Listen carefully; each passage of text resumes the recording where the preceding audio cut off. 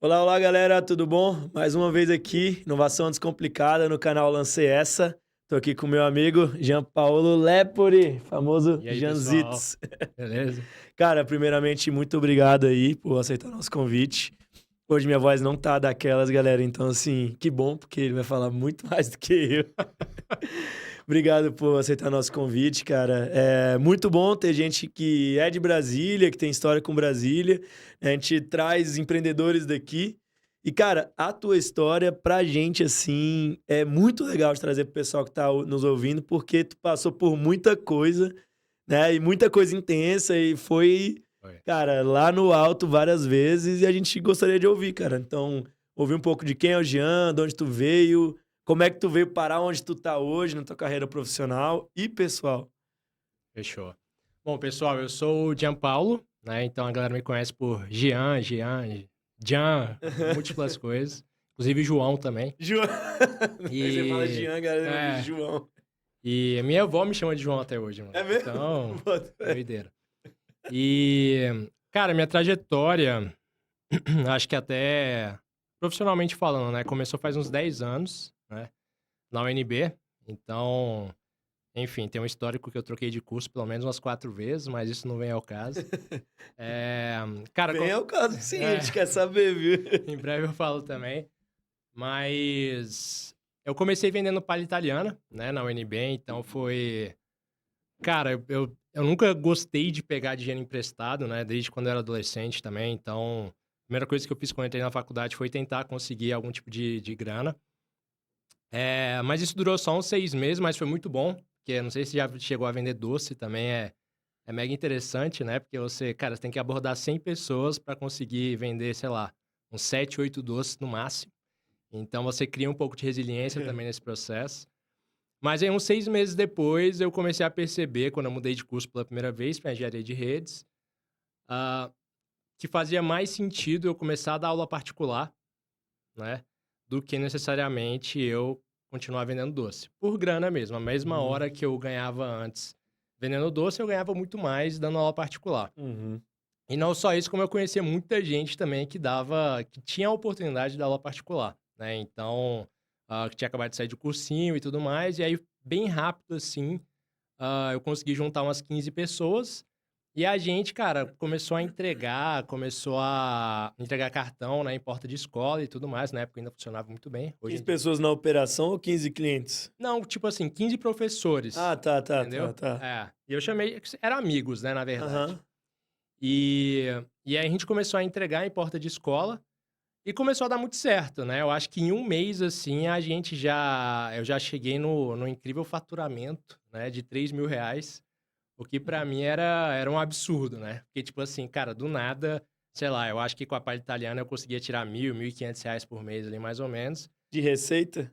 de receita só Tá. pra mim. E e aí R$ 3.000, né, no primeiro mês que eu estava dando aula particular, isso já meio que fazendo um esquema ali de marketplace, né, pegando 30% da galera também e tudo mais.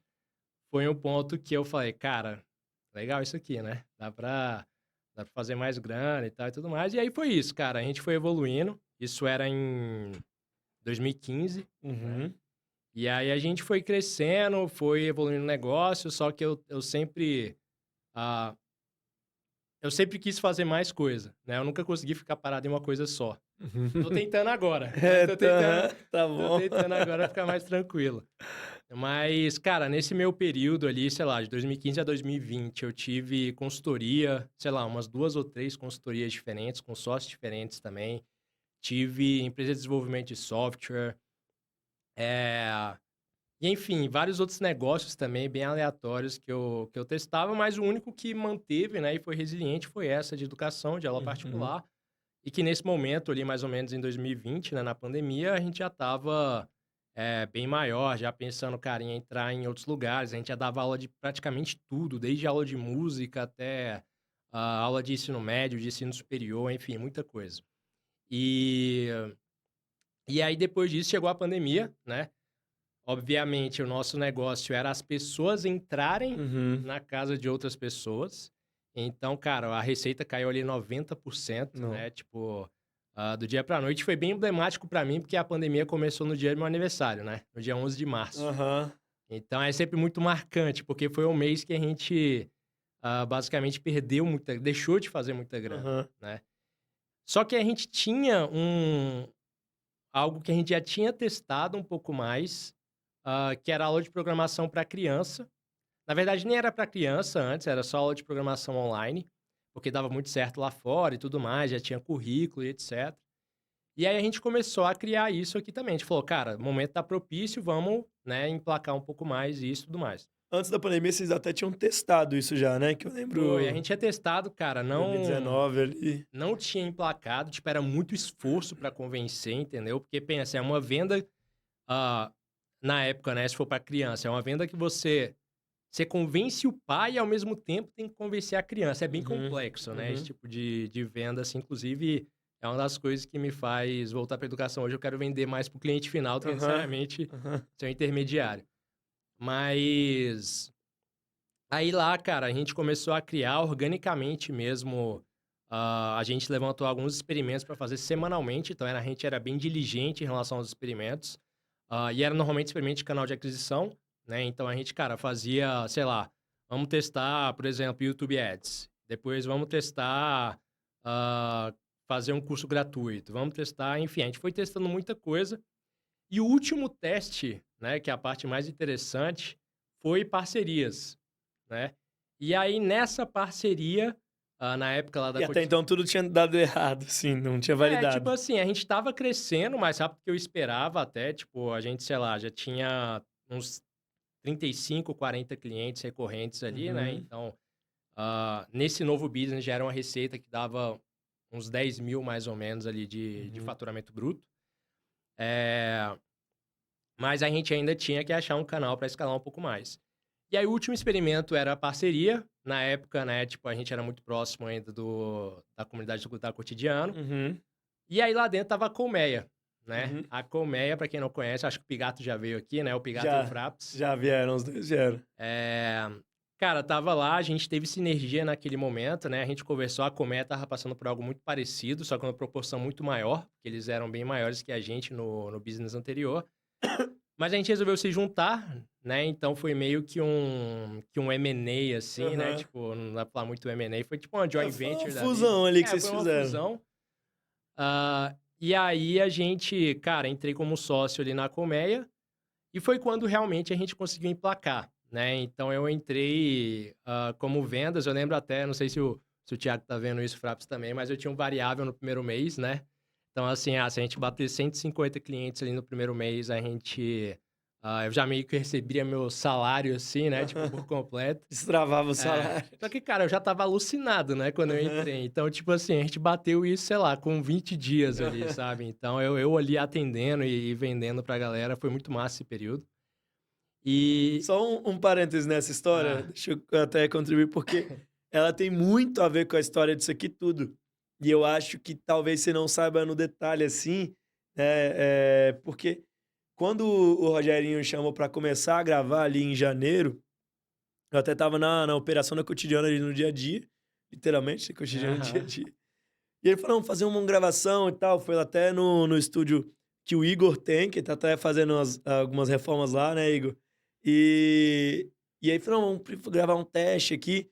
Aí, pô, mas como é que vai ser isso? Por que, que a gente tá fazendo isso? E foi um momento que ele falou, cara, porque era muito legal o que vocês da Cotidiano, né? Ele falando pra mim que a gente tinha lá no Coti, que era o nosso Uhum. centro de operação, talento de inovação. Lá no Vitória e tal, eram 25, 26 startups. E a nossa principal missão ali era conectar a galera, integrar, né, todo mundo, fazer com que, de alguma certa forma, gerasse negócio, gerasse valor.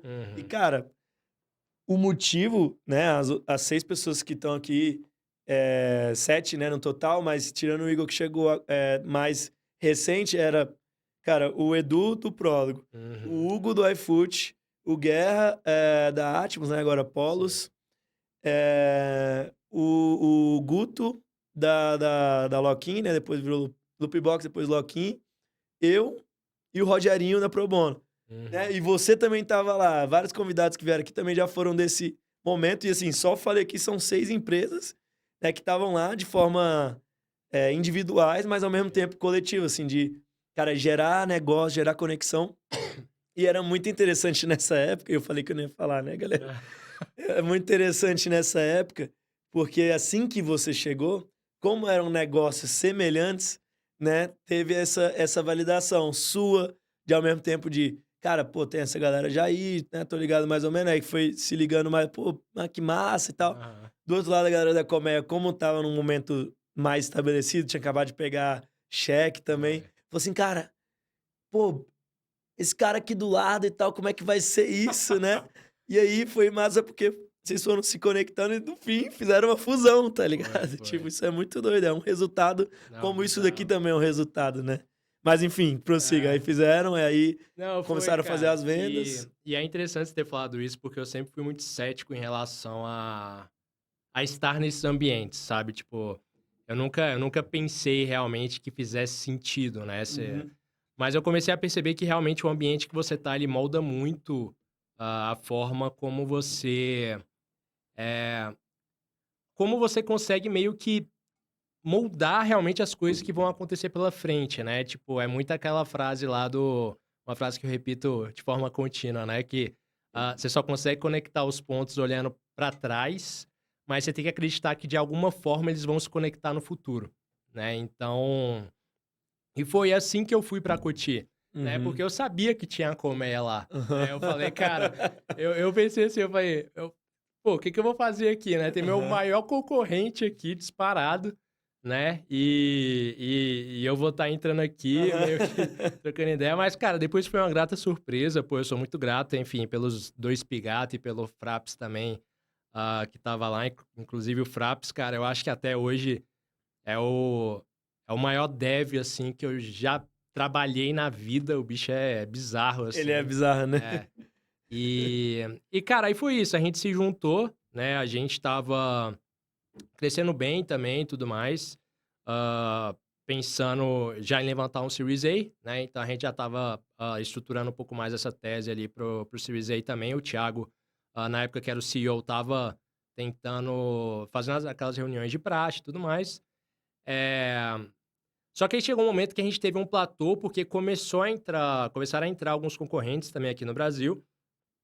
E um especial que entrou, e aí é engraçado, né? Porque a partir desse momento, talvez eu tenha uma história, o Fraps tem uma história, o Uhum. Thiago tem uma história e o Uhum. Matheus tem outra história, Sim. entendeu? Mas eu vou contar aqui a minha versão da Lógico. história, né? Como eu enxerguei. Então, cara, entrou a Byju's, né? Que é eu não sei se ainda hoje, mas na época eles eram a maior edtech do mundo. E eles Uhum. entraram no Brasil, eles compraram a White Hat Junior, que era uma Uhum. indiana, ah, e entraram de vez no Brasil. E, cara, eles entraram no Brasil muito agressivo, né? Tipo assim, até em termos de oferecer algo muito forte para os professores, Cara, era um CAC que eu não conseguia ver como que... Tem que ter muita grana, É. sacou? Tem que entrar com muito Queimou muito capital. pra É. poder. A gente estima, depois eu fui ver, que eles entraram aqui com, sei lá, uns 150 milhões e a gente queria levantar 15. Aham. Então, tipo... E, cara, naquele momento eu já tinha lido muito, eu já tinha... Eu sempre fui de ler bastante, mas nada tinha ainda me ensinado cara, como lidar com um competidor grande entrando no seu mercado, exatamente no seu nicho e fechando todas as portas, entendeu? Então, acaba que naquele momento a gente começou a fazer algumas coisas de contenção, só que a gente entrou no momento, cara, que eu chamo muito da espiral da morte, assim, né? Que é quando você começa a pivotar a todo momento. Uhum. Então, cara, a gente tem, sim, capacidade de lançar produto muito rápido, mas ao mesmo tempo, cara, você precisa perseverar, né? Só que quando você vê a grana acabando e tudo mais, você sempre acha que o próximo produto que a gente identificou vai ser o que vai conseguir trazer grana e a gente vai ter, né, um tempo maior ali de vida. É... Só que aí, tipo assim, e teve um momento que foi muito emblemático, que foi quando a gente pivotou para um mais assíncrono, assim, e aí a gente fez lançamentos e tal também.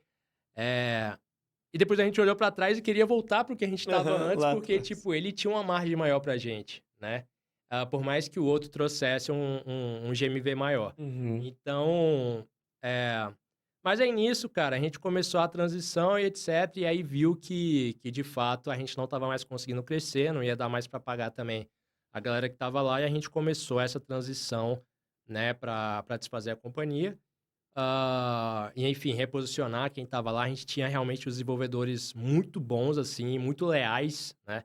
Eu lembro até do Douglas, assim, que era um cara que, se ele fosse trabalhar em outro lugar, ele ia ganhar, cara, pelo menos umas 5 vezes mais do que ele ganhava com a gente. Ele estava lá com a gente, né? Então, a galera era muito boa e aí a gente foi pro mercado, Uhum. né? A gente foi pro mercado, eu fui também pro mercado pela primeira vez, assim, eu tava com medo porque, cara, eu tinha 23, eu acho. 23, 24 anos, eu nunca tinha ido pro mercado corporativo de fato, né? Pra não falar que eu não fui, eu fiz um mês de estágio Ah, é? Onde? na Votorantim. Ah, não E lembrava aí, disso. cara, não deu, pô. Não era minha vibe, entendeu? Tipo, Aham. eu saí muito rápido de lá, sabe? É, um mês, Foi é. bizarro, assim. Caraca. É. E, e aí, eu fui pro mercado, eu entrei numa empresa que eu não sei ainda se tá necessariamente aberta, que era a AppSafe na época. É uma empresa de cibersegurança. Aham. E aí a proposta lá era criar eles tinham meio que aqueles apps de antivírus, né? B2C. A proposta era criar aquilo B2B, né? Então transformar o business para B2B também. E aí era do zero, né? E o que foi que me chamou a atenção, porque, tipo, Uhum. criar um produto do zero e etc. A gente entrou e tudo mais. Ah, Foi quando eu conheci também uma das PMs mais absurdas que eu já trabalhei, que foi a Eva, porque eu substituí ela quando eu Hum. entrei. Depois eu, inclusive, contratei ela É na mesmo. última empresa que eu tava. Aham. E cara, aí lá, beleza, fui aprendendo. Não tive uma liderança muito boa, né? Então foi de certa forma, acelerou um pouco o processo de saída também, porque basicamente toda a área de produto saiu e depois eu Uhum. saí. E, e aí eu fui, né, para uma empresa de turismo, né? Então, nesse momento, não vou citar muito os nomes aqui da empresa de turismo, mas é uma empresa de turismo que recentemente passou por um escândalo, então quem quiser também depois pesquisar, pode pesquisar. Sim. É, Mas assim, cara, foi a melhor experiência profissional que eu tive na vida, né, nessa empresa. Então eu entrei para tocar um time de inovação lá dentro, do zero também. E, cara, a gente tinha que. Gosta de tirar do chão, né? É, Fazer do zero. também do zero. E, cara, e lá a gente tinha grana, né? Tipo, então era bizarro, assim, como a gente conseguia progredir muito rápido, Uhum. né? Então, ah, cara, era tão bizarro, assim, que, tipo, em 5 meses a gente chegou a ter 14 PMs, né? Então a gente foi contratando a galera, foi chamando, inclusive tentei te contratar, né? Eu acho, nesse Sim, período sim. também. E, e aí, cara, a gente criou, e aí eu tava fissurado no que dá certo, né? Então, cara, qual é a estrutura que realmente a gente tem que usar, uma estrutura de inovação, para emplacar um produto onde você já tem um core que é muito forte, né? Então, isso cara, Como assim? Onde você já tem um core muito forte tipo do que já assim, existe e empacar um produto novo para H2, H3? exato. Pensa em uma empresa que faz 10 bi. E aí você tem que criar exatamente isso que você falou. Você tem que criar um produto que você sabe que ele vai ser só complementar, só que um produto que você sabe que eventualmente a gente quer que substitua o core. Uhum. Então ele vai ter que ser relevante, né, em termos de Uhum. receita também.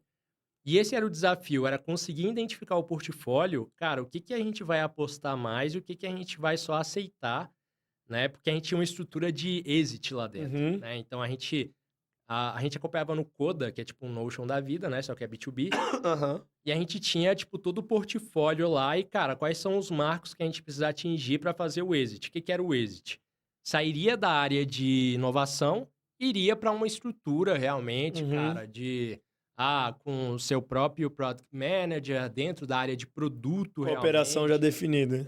Tipo, cara, com todos os processos de growth e tal, porque lá a gente era meio, sei lá, meio malucão mesmo. A gente tocava growth, a gente tocava marketing, a empresa ficava maluca também, porque, tipo, era uma área que tava meio que criando várias áreas dentro dela, Aham. né? Então, mas era muito massa, né? Tipo, cara, foi uma experiência realmente muito, muito prazerosa, assim, quando a gente esteve lá.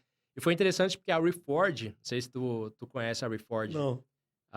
é uma empresa de educação do Brian Balfour, né, e do Andrew Chen também, eu acho que o Andrew Chen também é de lá. Que são dois caras de growth, de produto bem posicionados, né, globalmente assim. E na época eles lançaram um produto justamente que era Find Product Market Fit, Uhum. né? Que era um curso que eles falavam, cara, como é que algumas empresas, inclusive a Lyft, né, que é concorrente da Uber e tal, como é que eles fizeram o processo para encontrar esse Product Market Fit.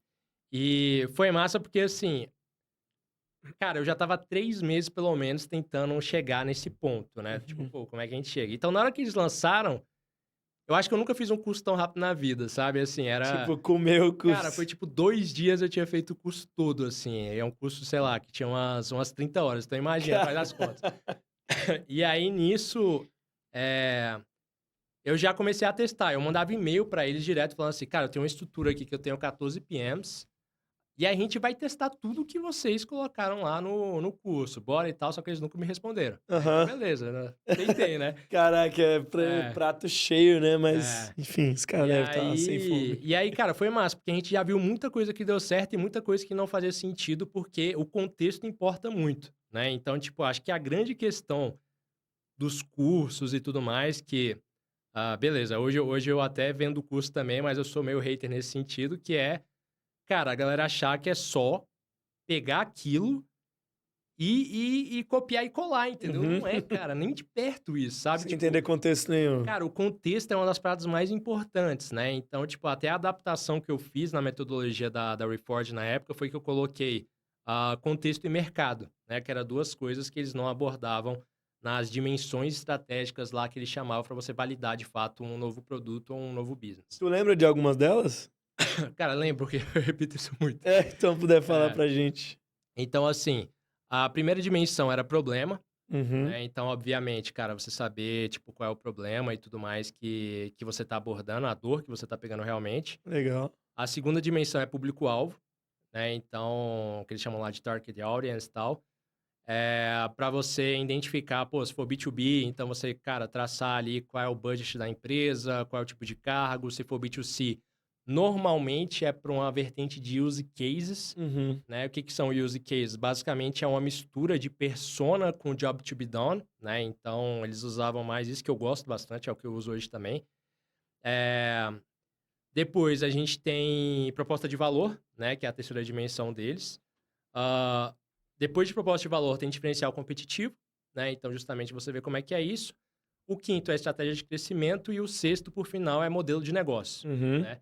E aí, por isso que eu falei que eu acrescentei duas coisas, que era contexto Contexto e e mercado. mercado, né? Porque Tá. eu senti falta nisso todas as vezes que a gente começou a criar. Contexto é simplesmente assim, cara, por que que você, ou por que que a empresa é a mais adequada para fazer aquilo naquele momento, né? O que que você tem de histórico ou talvez você tem de assimetria já criada dentro da empresa que faz sentido você estar tocando aquele produto, né? Uhum. Não é só você criar um produto do zero e falar, cara, é isso e bora, entendeu?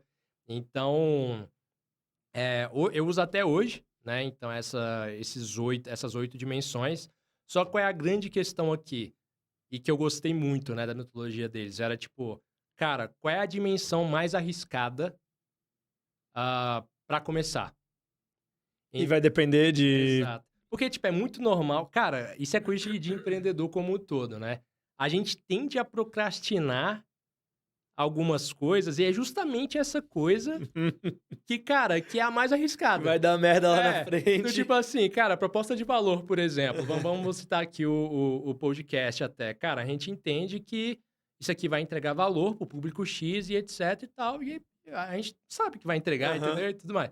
Só que, cara, você não sabe, né? Você Aham. não sabe se realmente vai entregar valor. Sim. Então, possivelmente, essa é a hipótese mais arriscada e que você teria que validar primeiro, Uhum. né? E não necessariamente você, cara, começar a conversar com o usuário e falar, o problema existe, depois ver, a modelagem de negócio é boa, tipo, a gente vai ter anúncio, vai ter tudo mais e tal, então tá tudo ok, né, e tudo mais. E você começa a tocar. Sendo que, cara, você pode ser muito mais preciso, né? Você pode, cara, ver que a proposta de valor não tá muito boa e você tentar validar isso. E aí, enfim, tem diversas técnicas de validação para você validar cada tipo de dimensão. Então, eles partem muito desse princípio, né? Tipo, qual é a hipótese mais arriscada, qual é a dimensão mais arriscada, e aí usar, cara, dependendo da dimensão, tipo, algum tipo de validação ali que faz mais sentido para aquilo. Então, isso foi muito bom, porque na época, até pra você ter noção, cara, a gente lançou 20 negócios em 12 meses, né? Lá. E isso indo de banco, né? A gente criou um banco, a gente criou uma estrutura de crédito, a gente criou, cara, a operação aérea também, a gente criou muita coisa B2B para hotel, a gente criou estrutura de ads também. Então, e muitos produtos acessórios, né? Então, seguro viagem, por exemplo, tudo que a pessoa precisa para viajar. Então, se a gente não tivesse uma estrutura como essa, né, de, cara, da gente já ir um pouco mais preciso, a gente ia demorar muito tempo. Uhum. E a área de inovação por si só já demora muito tempo, Sim. né? Então, o que a gente estava tentando é diminuir um pouco mais esse tempo. Então, vários negócios, cara, a gente era muito preciso. Falar, cara, olha só, a gente não precisa reinventar a roda. Isso aqui já existe em outro lugar. Então, pra gente, é diferencial competitivo, por exemplo. Né? O Uhum. que a gente consegue emplacar aqui, diferencial competitivo. E aí, nisso, a gente, cara, já ia lá, via que, tipo, pra gente construir um diferencial competitivo, ia demorar muito tempo. E dentro do nosso portfólio, cara, fazer mais sentido a gente pegar outra coisa e plugar, né? Na priorização, tu foi mais para esse caminho Exato. do que ia ser mais rápido, não necessariamente do que entregar mais valor. Ou Exatamente. devolver valor, né? E você citou um ponto, depois a gente até... Vamos pegar esse fio da meada de novo do que aconteceu depois, né? Porque ainda Nossa. tem história aí Aham. ainda. Mas eu queria entender, e eu acho que tu é um dos convidados mais legais para poder trazer isso, assim, em como você... aí pode citar esse caso, né, dessa empresa, que eu acho que é um caso muito rico para isso, mas como você organizava isso exatamente nesse ponto da priorização, mas seria legal dar uma lupa nela de Uhum. como você organizava. Pô, 20 produtos em 12 meses, foi isso, né? Foi. Coisa pra caramba. Coisa que bem provavelmente você pegou esse seu know-how, essa sua experiência, de quando você tava lá né, com os meninos Sim. e, pô, testando coisa pra caramba, vendendo coisa pra caramba, lançando produto direto. Só que agora com muita grana, né? Exatamente. Então, como é, primeiro, ter um orçamento grande como esse, né? E quais são as diretrizes? Você valida isso com quem? Com o diretor de produto? Sim. Você valida isso com vendas, com a mais área de performance da empresa? Uhum. E aí também, se puder comentar nos horizontes temporais, assim, pô, vou vender isso aqui para testar agora, vai ser B2C, vai ser mais rápido, e uma coisa mais B2B. Então, assim, como vocês se organizavam em modelo de negócio, mercado, Aham. pensando em tempo também, Legal, legal. e como priorizava. Tipo, cara, alguém dá esse budget Aham. para você, e alguém vai perguntar como você gastou ele, como você devolveu ele, né? Massa. Cara, sobre estrutura de qual tipo de business, né, que a gente ia entrar. A gente tinha um balanceamento entre B2B e B2C, né? Então, lembro que na época a gente se inspirava muito na Hopper, que é uma empresa de travel, que ela cria meio que produtos white label, né? Então, era muito bom, assim, tipo, a gente ver, se inspirar ali neles como um todo. Uhum. E aí, dentro do B2B e B2C, cara, não tem como. Tipo, quando você entra numa empresa que já tá, sei lá, na época já tinha uns 10 anos de empresa, já existem produtos que historicamente, né, já eram conversados. Uhum. Então, assim, vamos fazer isso aqui e tal, até que chega um momento que você tem uma área estruturada para isso. Então, assim, cara, esses primeiros produtos não existe lógica, Uhum. entendeu? Não Só existe faz, né? racional e tudo mais. Falar, cara, isso aí é uma parada que a gente tá falando há muito tempo e é aquilo, né? É o viés de comprometimento, né? Se tu já colocou tanto peso naquilo, vamos então colocar para rodar, Mas esse né? peso traz um viés muito da liderança, em geral, sei lá, CEO trouxe, tá trazendo isso, mas ninguém levantava a mão e perguntava assim, cara, mas e aí, vai dar bom se acontecer o quê? É, Como é que era essa é, definição, assim? exatamente. Tipo assim, cara, tinha coisas que realmente a alta liderança trazia que, pô, era isso. A gente tinha que, na verdade, ah, meio que tentar provar o contrário, só que muito bem embasado. Uhum, Porque se não testar fosse bem. muito bem embasado, se tivesse qualquer tipo de falha, né, na tese ou na hipótese que a gente validou e etc., a gente ia continuar. Uhum, Aquilo ali não ia ser um produto descartado e tal e tudo mais. E a gente teve produtos assim também, né? Então, acho que a grande questão aqui é saber balancear do tipo, cara, o que você precisa manter para ter buy-in, uhum, né? E o que você consegue fazer em paralelo para você, cara, em algum momento mostrar que aquilo é mais valioso do que o que era pensado inicialmente. uhum. né? Então, cara, tinha, tipo, dos 20 que a gente efetivamente lançou, né? E dentro dos 20, sei lá, a gente deve ter olhado para uns 100, na verdade, para chegar nesses 20.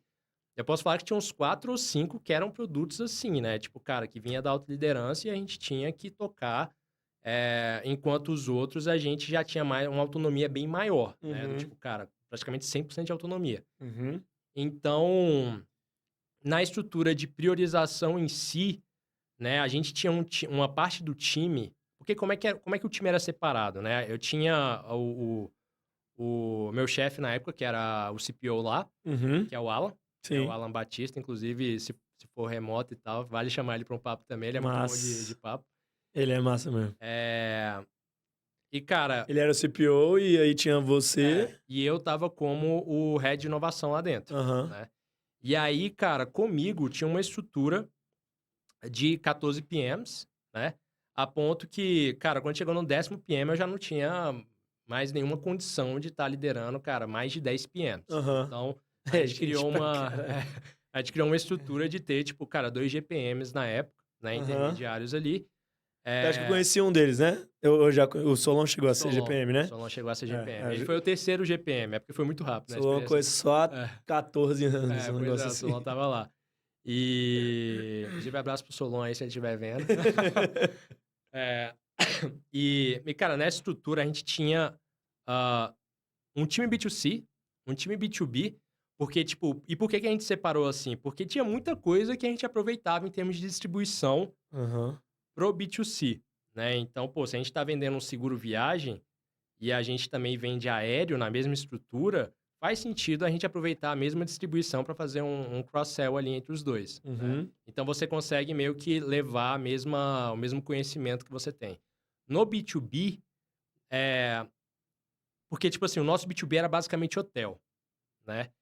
No primeiro momento. Então, se era hotel e a gente abordava os hoteleiros ali para fazer um discovery, né? Uma descoberta realmente de produto, cara, a gente não ia chegar no mesmo hoteleiro 5 vezes, né? Uhum. Tipo assim, para vários produtos e tudo mais. Então, a gente também já meio que separava isso, né? Para ter uma estrutura legal. Tá. E aí, basicamente, era isso. Aí, dentro dessa estrutura, isso aqui já era quando a gente já sabia o que ia fazer. Só que tinha um terceiro time, que é o time de scouting, né? Que era justamente um time que, sei lá, cara, vamos falar de uma aceleradora, por exemplo, e ele tá vendo o que faz sentido a gente jogar, né, pra um time construir de fato. Uhum. E aí, esse time que usava toda a metodologia lá Ah, que a tá. gente falou no início, né? Então, ele tinha uma estrutura onde ele pegava não só coisas que via no mercado, mas ele também pegava ideias da empresa como um todo, tipo, cara, o que fazia sentido, o que não fazia, e também olhava nos horizontes, né? H1, H2, H3, então a gente tentava pegar uma parada que era bem mais distante, assim. Só que lá a gente já tinha uma estrutura na empresa de uma outra área, que era uma área só de coisas muito distantes do É core. mesmo? Muito Só as distante. loucuras. Só as loucuras. Então não era muito a nossa pegada. Então vocês iam até o quê? 2 anos de emplacar alguma coisa? Menos? Eram uns 2 anos, assim, que a Tá. gente tinha. Então, cara, foi a única coisa ruim, assim, né, olhando pra trás, é que, pô, a gente ficou só 12 meses, né, porque teve Aham. todo o problema lá e tudo Sim. mais. Que foi extra isso, né? Então, tipo, Foi não. extra isso. E aí a gente não teve mais tempo pra, tipo assim, alavancar aquilo que já tava dando muito certo, né. Pois é, e nesse momento, cara, eu lembro que eu te encontrei. A gente tava voltando, bizarro isso, né? A gente voltou no mesmo voo, a gente tentou se encontrar lá no Rio, que eu Verdade. tava no Web Summit, né, no ano passado. Aí você, cara, fazendo uma coisa, eu lembro que você tava testando o produto, tipo, pra entregar em H-1, tipo. É, E como é que foi esse momento, assim, de ter que desenhar produto, tentar vender, botar na rua? foi. Cara, assim, foi. E é sinistro, né, porque, tipo, as pessoas que depois eu contratei na empresa seguinte foram as pessoas que se destacaram nessa empresa que a gente estava. Aham. E assim, era uma galera muito hands-on, né? Tem, por exemplo, uma PM que chama Julia, não sei se você já conheceu a Julia. Não. E, cara, eu lembro que assim, a gente estava enfrentando uma certa burocracia para conversar com alguns usuários, né? Tipo, para validar uma hipótese que a gente tinha de um Uhum. produto de subscription, inclusive de assinatura. E aí, no dia seguinte, ela chegou pra mim e falou assim: "Cara, já conversei com os 900 usuários que a gente precisava conversar". Aí eu falei: "Mas como é que você conversou com 900 usuários, né?" Tipo, eu fiquei: "O que que você fez?" Tipo, a gente não conseguiu a lista de e-mails, não conseguiu nada. Como é que você chegou? Falou: "Cara, eu conversei com os 900 pelo WhatsApp". Pelo meu WhatsApp. Pelo teu? Não, pelo Ah, pelo WhatsApp WhatsApp dela? dela. Ah, tá. Aí eu falei: "Cara, que doideira". Aham, Entendeu? tipo Tipo assim, se assim virou. tipo assim, foi e tal, e a galera era Cara, conversou com realmente 900. 900, Em velho. quanto tempo, velho? Tipo, ela recebeu o aviso lá que ia ser bloqueada também, Aham. a gente inclusive ficou bem preocupado, né, porque ela usou o WhatsApp pessoal dela. E Imagina, você perde seu WhatsApp pessoal cara. pra sempre. Não, bizarro, velho. E aí nisso a gente, cara, tinha uma estrutura a gente tentava fazer com que a galera tivesse uma postura de founder realmente, né, de fundador, assim. E eu sei que hoje na comunidade de produto, a galera é bem contra isso, eu acho que existem estruturas que isso não faz sentido Contra o realmente. quê? Contra o PM ter, tipo, uma postura de fundador de fato, entendeu? Daquele Tipo, produto que ele tá construindo é, e tal, que ele é responsável. hoje na comunidade em si, cara, tipo, isso é bem mal visto, sabe? O PM, ele, cara, ele é um product manager, e as decisões, normalmente, ela vem enfim, da alta liderança ali que passa pra ele e, cara, E ele beleza, ele vai constrói. fazer uma coisa ou outra, mas ele não tem muita responsabilidade como um todo. E você, como é que você vê isso? Cara, então, na verdade, eu até parei de contratar PM, né? Tipo, Vou contratar então, founder agora, já que founder, PM pode ser founder, eu vou ter que contratar founder. porque assim, Sacanagem. cara, eu via uma. Eu valorizava muito mais quem sabia de negócio e depois, cara, sei lá, como a gente tinha um playbook muito bom pra galera que chegava do zero, sabe? Então a gente criou realmente uma parada que, cara, se tu chegar do zero, você vai saber validar um produto em um mês aqui e a gente tem todo o playbook pra você. Uhum. Então a gente preferia que uma pessoa já trouxesse, principalmente que era uma área de inovação, né? Já trouxesse uma cabeça de negócio, né? E aí a gente depois moldava ela em relação a produto, né? Então, assim, teve contextos que eu realmente precisava de uma pessoa de produto, né? Uma pessoa mais sênior de produto, que Uhum. ia saber tocar muito bem os processos e etc. Mas lá, cara, 90% da área não era assim, né? Por exemplo, na experiência depois, que era um pouco mais tradicional, eu realmente chamei pessoas de produto como um Uhum. todo. Mas eu até me perdi, não sei nem... Não, e é normal, isso que acontece. Mas eu lembro de todos os Aham, checkpoints, tá? aham. De onde a gente passou. Mas no, essa pessoa, ela como founder, você tava explicando, né, isso tudo, como que era o time, a gente Isso. falou, tinha o CPO, tinha você, e tinha esses PMs, aí tinha esses times, tinha uma galera que tá pensando nas loucuras lá na É, frente. E a gente falou um pouco da postura, do comportamento, que seria um negócio bem legal isso. que a gente explora muito aqui, né? Que inclusive a gente não, né? Tem uma, quase todos assim, tem uma tese que fala, cara, será que hard skill vai acabar? A gente Aham. fala muito sobre como a galera se comporta. E você já dividiu isso comigo também, né? Que prefere alguém que, pô, tem um comportamento, um estilo mais avançado do que necessariamente o técnico. Exato. E aí, perguntando isso, tipo, eu queria explorar esse ponto do, cara, por que a galera vê isso como uma coisa ruim de botar o PM como founder, né? Com essa visão, esse Uhum. comportamento de founder. E como você vê esse ponto? Se você também acha isso ruim, você Aham. vai com a comunidade que acredita nisso, ou você acha que não? Aí você falou, pô, nem contrato mais PM, é outra coisa. Então, queria É. explorar esse ponto de que, cara, eu não vejo, né? Não é muito pra dar minha opinião aqui, mas eu vejo que é maneiro pra caramba, assim, de cara Uhum. ter essa postura de fundador. É mais Sim. essa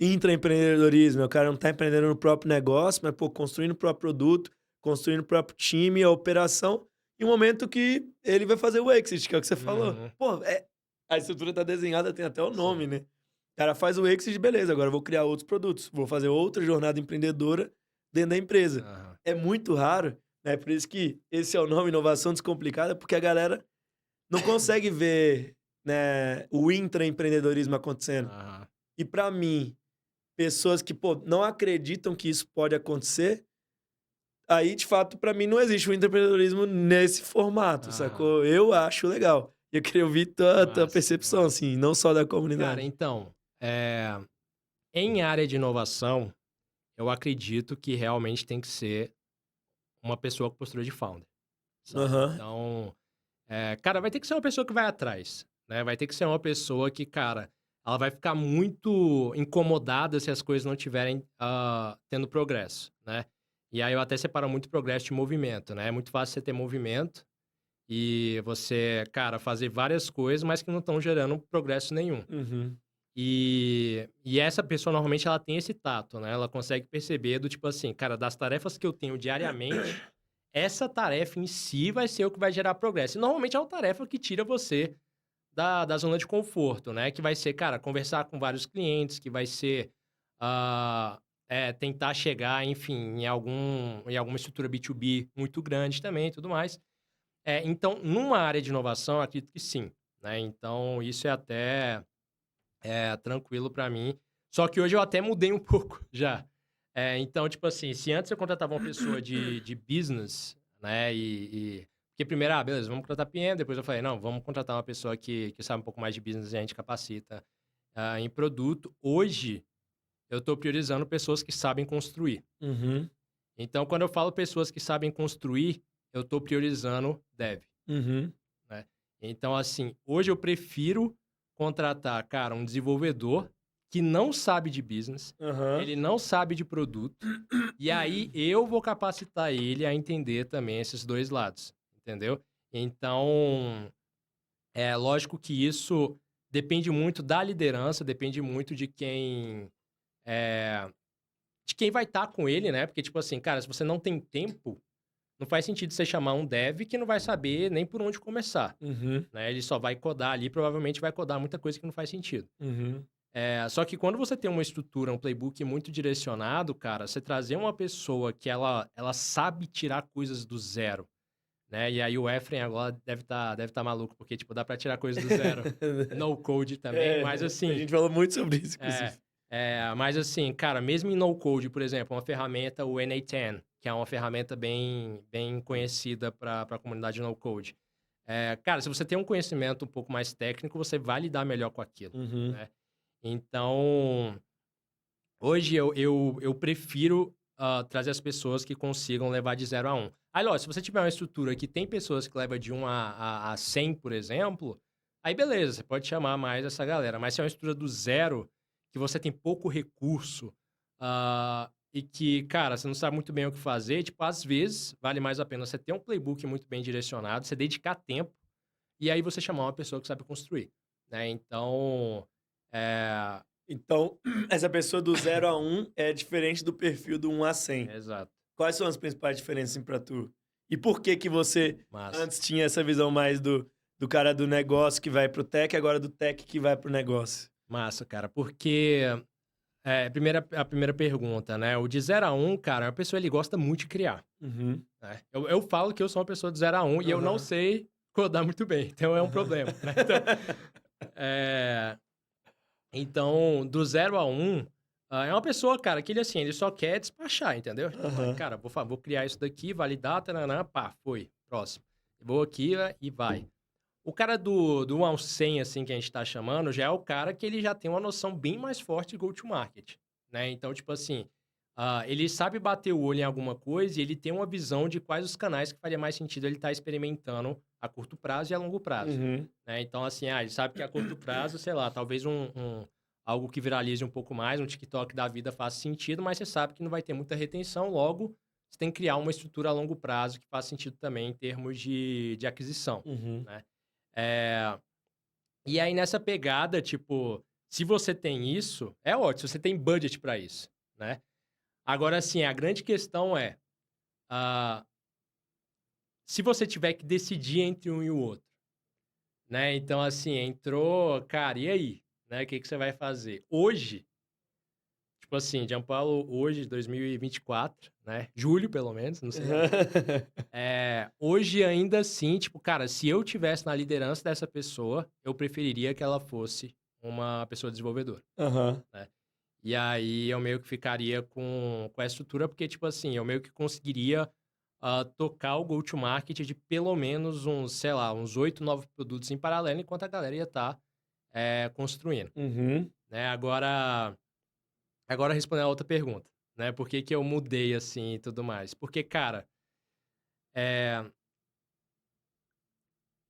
eu percebi ao longo da minha jornada, né, que você ah, depender, né, de outras pessoas para tirar algo do papel. Eu, assim, dando contexto antes, né, eu sempre fui mais solitário na minha jornada. Então, eu sempre gostei muito de construir, tipo, até eu ter o primeiro sócio foi uma parada meio difícil, mas Uhum. hoje eu também não me vejo fazendo nada sem ter sócio. Aham. Aprendeu É, algumas é, coisas. e, e aí depois, beleza, cara, aí eu fui para um extremo, muito sócio, e depois eu falei, cara, vou ficar mais de boa e chamar pessoas bem específicas aqui para estar junto. E hoje eu tô num momento em especial onde eu, particularmente, tenho muita coisa para dar vazão e que eu conseguiria, tipo assim, com pouco conhecimento até, dar vazão, e eu travo em algumas coisas até em termos de no-code para fazer, porque, tipo, exige um conhecimento adicional em certos pontos. E aí, por isso, eu não consigo lançar tanta coisa quanto eu esperava, Uhum. né? E... Só que assim, cara, o maior desafio... Eu tô em uma estrutura que hoje eu sou muito de produto e business e tô ficando um pouco mais técnico. Mas a grande questão da pessoa técnica é que, assim, cara, o que você tem que colocar na cabeça dela é que muitas vezes codar vai ter que ser bem mais eficaz, né? Tipo assim, tu vai ter que, cara, se tu antes queria codar qualquer coisa, entrava lá e tudo mais, não, velho, tu vai ter um trabalho aqui de 60% do seu tempo que não vai ser codando. Aí 40% realmente você vai estar ali, cara, fazendo alguma coisa, codando e etc. Até que chega um ponto que realmente você vai estar só na fase de build ali, mas Uhum. esse é o mais difícil. Então, eu tive a oportunidade de testar com 2, 3 pessoas essa estrutura, né, de tipo, de estar liderando ali, e isso foi o que eu mais penei, assim, sabe? Tipo, tirar essa cultura de tipo, cara, só me passa aí o que eu tenho que codar e bora codar, né? Então a galera tem que estar preparada desde o início, tipo assim, cara, esse é um trabalho um pouco diferente. Aham. A gente espera te capacitar muito bem em business e negócios aqui como um todo, e você vai codar também, mas às vezes no início não vai codar nada, Uhum. né? Então, é, é assim, sabe? Tipo, e é uma estrutura também que eu vi muito no... Não sei se tu conhece o Naval, Não. Naval Ah, Ravikant. sim, sim, sim, sim. Ele tem até um Uma livro bem evolução, famoso, que é o sim. Almanac de Naval Ravikant e tal. Aham. E hoje ele toca... Cara, esqueci o nome. É tipo uma aceleradora bem famosa. Enfim, ele tem a Angel List, que é bem famosa também lá nos Estados Unidos. Ele também tem uma aceleradora ali muito boa. O Naval, a primeira vez que eu li, né, tipo, Não é nenhuma sobre... das três maiores, não? Cara, não. 500, Y Combinator, Techstars. Uma das que ele acelerou foi o Product Hunt, tá Uhum, ligado? Que uhum. é quando, cara, você lança novos produtos, você joga Sim, lá. Por exemplo, todas as empresas da Y Combinator, sim. primeiro lugar que você coloca é no Product É Hunt. lá. Então, o Product Hunt também, tipo, eles têm grande parte ali. E, e aí, a primeira vez que eu li sobre isso, tipo assim, cara, você tem que ter pessoas que sabem ir do 0 pro 1. Foi no Naval, né? Então, tipo Uhum. assim, eles gostam de contratar realmente engenheiros, né? Ou um founder que já teve exit. Então, tipo assim, obviamente, só por isso você sabe que é uma estrutura bem mais robusta, né? Sim. Justamente porque são pessoas que eles, se você conseguir direcionar muito bem, eles vão ser bem mais eficazes, né? Então, acho que essa é a grande questão, principalmente no momento que a gente tá, cara, onde... Pô, se tu for pegar no passado em relação a isso, e o tanto de coisa que você consegue fazer agora com AI generativa, né? E que você não conseguia antes, é bizarro, né? Então, tipo, cara, a gente tá indo pra estrutura que você não... Você tem que ter paciência, mas tem que ser mais preciso, Uhum. né? Tipo, você não pode ficar muito tempo também, cara, vamos ficar viajando aqui, jogando dinheiro pelo ralo, né? Então, ah, eu acho que, enfim, falei pra tentar explicar o que... Não, falou coisa boa pra caramba desses dois perfis. E o que me vem assim à cabeça é já desde da questão básica, que quando você vai montar um time, que é a complementariedade, né? Então, assim, você até falou, né, de, pô, ter um sócio. Imagino que esse deve ser um dos pontos de ter um sócio, né? Alguém mais complementar. E você, por ser um cara que, né, constrói bem muita coisa, mas tem essa necessidade do técnico, também imagino que por isso deva querer levar muita gente técnica pro teu time. Você Sim. vai precisar de gente para construir algumas coisas. Por exemplo, o Alan, que é um cara já técnico e também muito de business, será ele compartilha, não sei se vocês já devem ter trocado essa ideia, mas Ah, se compartilha desse mesmo movimento.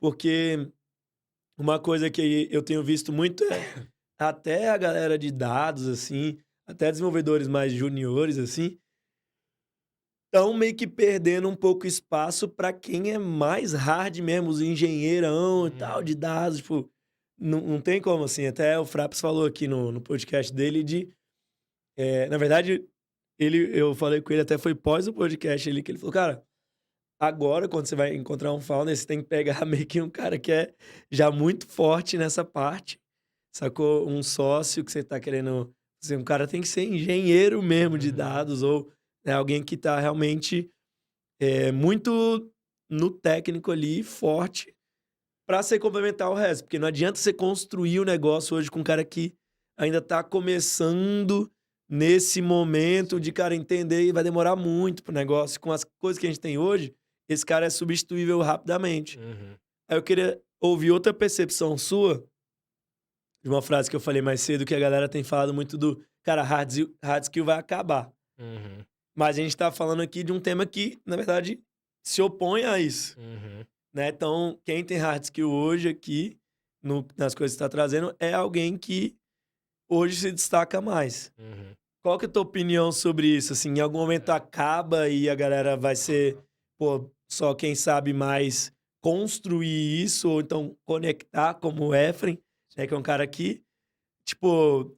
Mas o Effer sabe codar, tá? Ele fala que não, aí Não, o cara é doutor, cara, É. tipo assim, nessa área, não Aham. na área de tecnologia em geral, né? Então, Aham. mas ele fala, cara, ele não coda, mas como é que foi o termo que ele usou que eu achei muito bom? Cara que é gambiarreiro, um negócio assim, sabe? Aham. Então, o cara sabe conectar as coisas. Então, qual que é a tua opinião, assim? Pra que rumo a gente tá indo como tendência daqui pra Boa. frente? E daqui a pouco a gente volta na tua empresa mais recente e o que tu tá fazendo agora Ah, também pra falar pra galera. massa, cara. Então, eu acho que o contexto que a gente tá falando aqui é um contexto de tirar, né, produtos do 0 para o 1, e contexto também que você tem pouco budget, tá? Tipo, até pra gente tangibilizar bem aqui. Perfeito. E e aí nisso, e tem um terceiro contexto ainda, que é você ter uma liderança que tem tempo, né, que foi até um ponto que eu citei antes, pra estar Uhum, acompanhando, uhum, né, uma pessoa que não tem, cara, skill de business nem de produto. aham. Então, se você tem esses 3 fatores, obviamente eu vou preferir muito mais a pessoa que, cara, ela sabe, codar, assim, sabe? Tipo assim, Uhum. ela tem um bom domínio. E assim, cara, eu não tô falando de uma pessoa que ela, cara, fez curso há 3 meses e tudo. Não, é uma pessoa que, tipo assim, já tem um portfólio legal e tudo mais, Aham. ela sabe realmente colocar coisas no ar. E agora, assim, eu vejo muito valor ainda na pessoa de negócio, né? Na pessoa que sabe colocar coisas no ar via no-code e tudo mais, porque, tipo, querendo ou não, eu sou essa pessoa. Uhum. Então, é... Só que, cara, essa pessoa, a gente tá entrando num contexto que, ao mesmo tempo, é um contexto que ele... Você precisa ter menos skill técnica para fazer muita coisa, que, obviamente, você consegue entrar no ChatGPT hoje e falar, cara, cria um JavaScript pra mim aí, etc. Ele já mete lá e tal. Só que é meio paradoxal, porque, tipo assim, quando você quer aprofundar um pouco mais e criar coisas que de fato vai criar algum tipo de diferencial competitivo, você começa a entrar em questões que aí sim você precisa ter um aprofundamento um pouco mais técnico, Uhum. né? Então, tipo, eu vejo pro futuro, agora fazendo futurismo aqui, é, não sei se hard skill vai acabar, tá? Eu acho que, na verdade, cara, tipo, e até uma coisa que eu defendo hoje pra galera que é de business, é assim, cara, você tem que saber.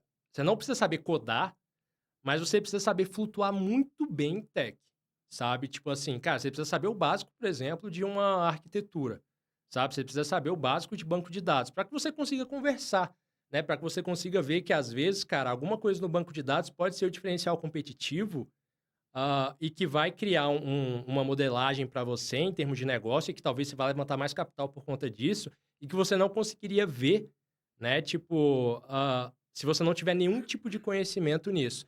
E aí, eu sei que, tipo, a gente tem que ter um sócio tech nesse sentido, que seja full tech, mas, cara, fazer as conexões não necessariamente o cara que é full tech vai fazer essa conexão, Uhum. né? Então, esse é um ponto que pra mim é um pouco mais explícito na minha cabeça, sabe? Do tipo assim, cara, ninguém não precisa saber codar se a pessoa é de business hoje, mas ela precisa sim, cara, começar a aprofundar é, mais no tech, né? Tipo, mais em alguns conceitos e tudo mais. Tipo assim, cara, tem muita gente tech, por exemplo, ah, não sabe nem o funcionamento de uma API, sabe? Uhum. Tipo assim, então, cara, isso é basicamente como o mundo roda hoje, Uhum. né? E, e se você não sabe isso, cara, é muito difícil, até mesmo em termos de respeito, sabe? Tipo, cara, você vai chamar um tech founder ali, tipo, ele quer minimamente que você consiga conversar também com ele em algumas questões que são importantes. Eu acho que é importante também isso. Mas eu sei que também que vão ter vertentes que falam que, tipo assim, não faz sentido. O cara de business tem que ser business e bora, sabe? Então, mas esse é o caminho, mais ou menos, que eu tô vendo hoje. É, legal. E depende muito do contexto, né, Jean? Assim, você falou, qual que é o momento da empresa, né? Tipo, quanto que tem de orçamento? Mas eu entendo, assim, das coisas que você tá falando, me parece que e das coisas que, enfim, a gente vem conversando aí nos últimos Uhum. meses com a galera aqui, e tem sido muito legal, porque, cara, traz uma riqueza, assim, de visão, assim, Aham. bem, bem maneiro mesmo. Que, cara, é bom você saber de tudo um pouco e ter, né, a carreira inteira, a galera já fala isso já tem muito É. tempo, mas, assim, de talvez você conseguir ter condições, você mesmo, cara, é um cara que nos 4H você tem um pouco de cada um, né? Acho que tem um mais forte que o outro, mas é o cara que sabe de dados, sabe de design, sabe Uhum. de negócio e sabe de tecnologia. Talvez, se as pessoas tiverem condição de saber de cada um, Sim. né, desses aí e for focado em um deles, né, a gente tem mais chance de êxito, né? A gente vem falando muito isso. Na cotidiano, Total. cara, a gente falava muito sobre a complementariedade entre os times. E um último ponto antes da gente falar mais de momento Uhum. atual e aí dos últimos, sei lá, último 1 ano do Aham. Jean, é que eu vejo que talvez as empresas estão mudando um pouco o formato de operarem entre os times, entre si. E eu acredito que as empresas vão mudar os formatos de gestão também em áreas menos hierarquizadas e áreas mais dinâmicas, talvez até empresas menores, mais enxutas. Mas existem os dinossauros, Uhum. né, mais tradicionais. Então, queria que tu comentasse um pouco da experiência anterior que tu viveu aí, talvez no último 1 ano, Uhum. né, e comparar em como você vê a galera muito tradicional, como que eu posso trazer esses conceitos pro tradicional, como eu posso descomplicar pra galera Aham. internamente. Às vezes é foda, porque você lida, né, principalmente em empresa que é muito tradicional, você fala: "Caraca, velho, como é que eu vou lançar um produto?" O Efraim estava falando da Globo, ele falou: "Cara, foda lançar um produto lá, mas maneiro pra caramba também o que eles fizeram, por exemplo, com a Globoplay, o que é hoje. Uhum. Eu ainda acho uma bosta, mas funciona assim, tipo, eu Sim. acho a usabilidade do streaming ruim pra caramba, então queria que tu comentasse assim, um pouco de Massa. como é que foi essa tua experiência mais tradicional e como que tu vê que as empresas tradicionais vão mudar ou não, né? Vão ser dragadas, vão ter que mudar. O Uhum. que que tu acredita que vai acontecer? Como tu Massa. viveu isso? Fechou. Cara, então, eu falo muito que eu fui do 8 pro 80, né? É, foi mesmo. Então, eu saí de uma estrutura de muita autonomia para uma estrutura que, cara, tinha certa autonomia sim, mas era bem mais disputada, assim, né? E. Só que, assim, ao mesmo tempo, eu aprendi muito, porque, tipo, eu saí de uma estrutura onde era meio que a startup 2021, Uhum, que era aquela startup que, tipo assim, era crescimento a todo custo. E você não olhava muito ali o EBITDA no final das contas, sabe? Tipo, uhum, você não olhava a última linha, também para ver quanto é que tá gerando de fato ali de caixa para tu.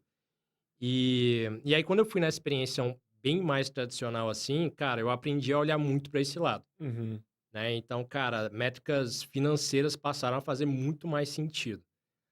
Então, se antes um projeto ele tinha a perspectiva da gente olhar a entrega de valor para o usuário, a, a aptidão, né, em termos de aquisição, se a gente ia conseguir colocar muita gente para dentro desde o início e tudo mais.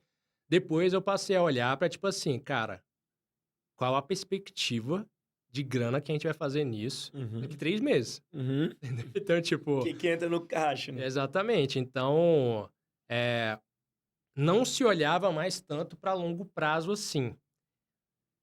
esse longo prazo, na verdade, ele tinha que ser pensado de forma muito estratégica para você conseguir dividir isso em coisas bem menores, e não necessariamente você comunicar que você está fazendo isso, mas você dividir isso em coisas bem menores para você falar assim, ó, nos próximos 6 meses, a gente vai gerar isso daqui, né? Lógico, você vai sempre estar defendendo uma visão e tudo mais, mas, cara, se nos 6 meses bateu e tu não bateu aquilo vai acabar, sabe? E aí seu trabalho também, cara, vai ser jogado fora, de certa Uhum. forma.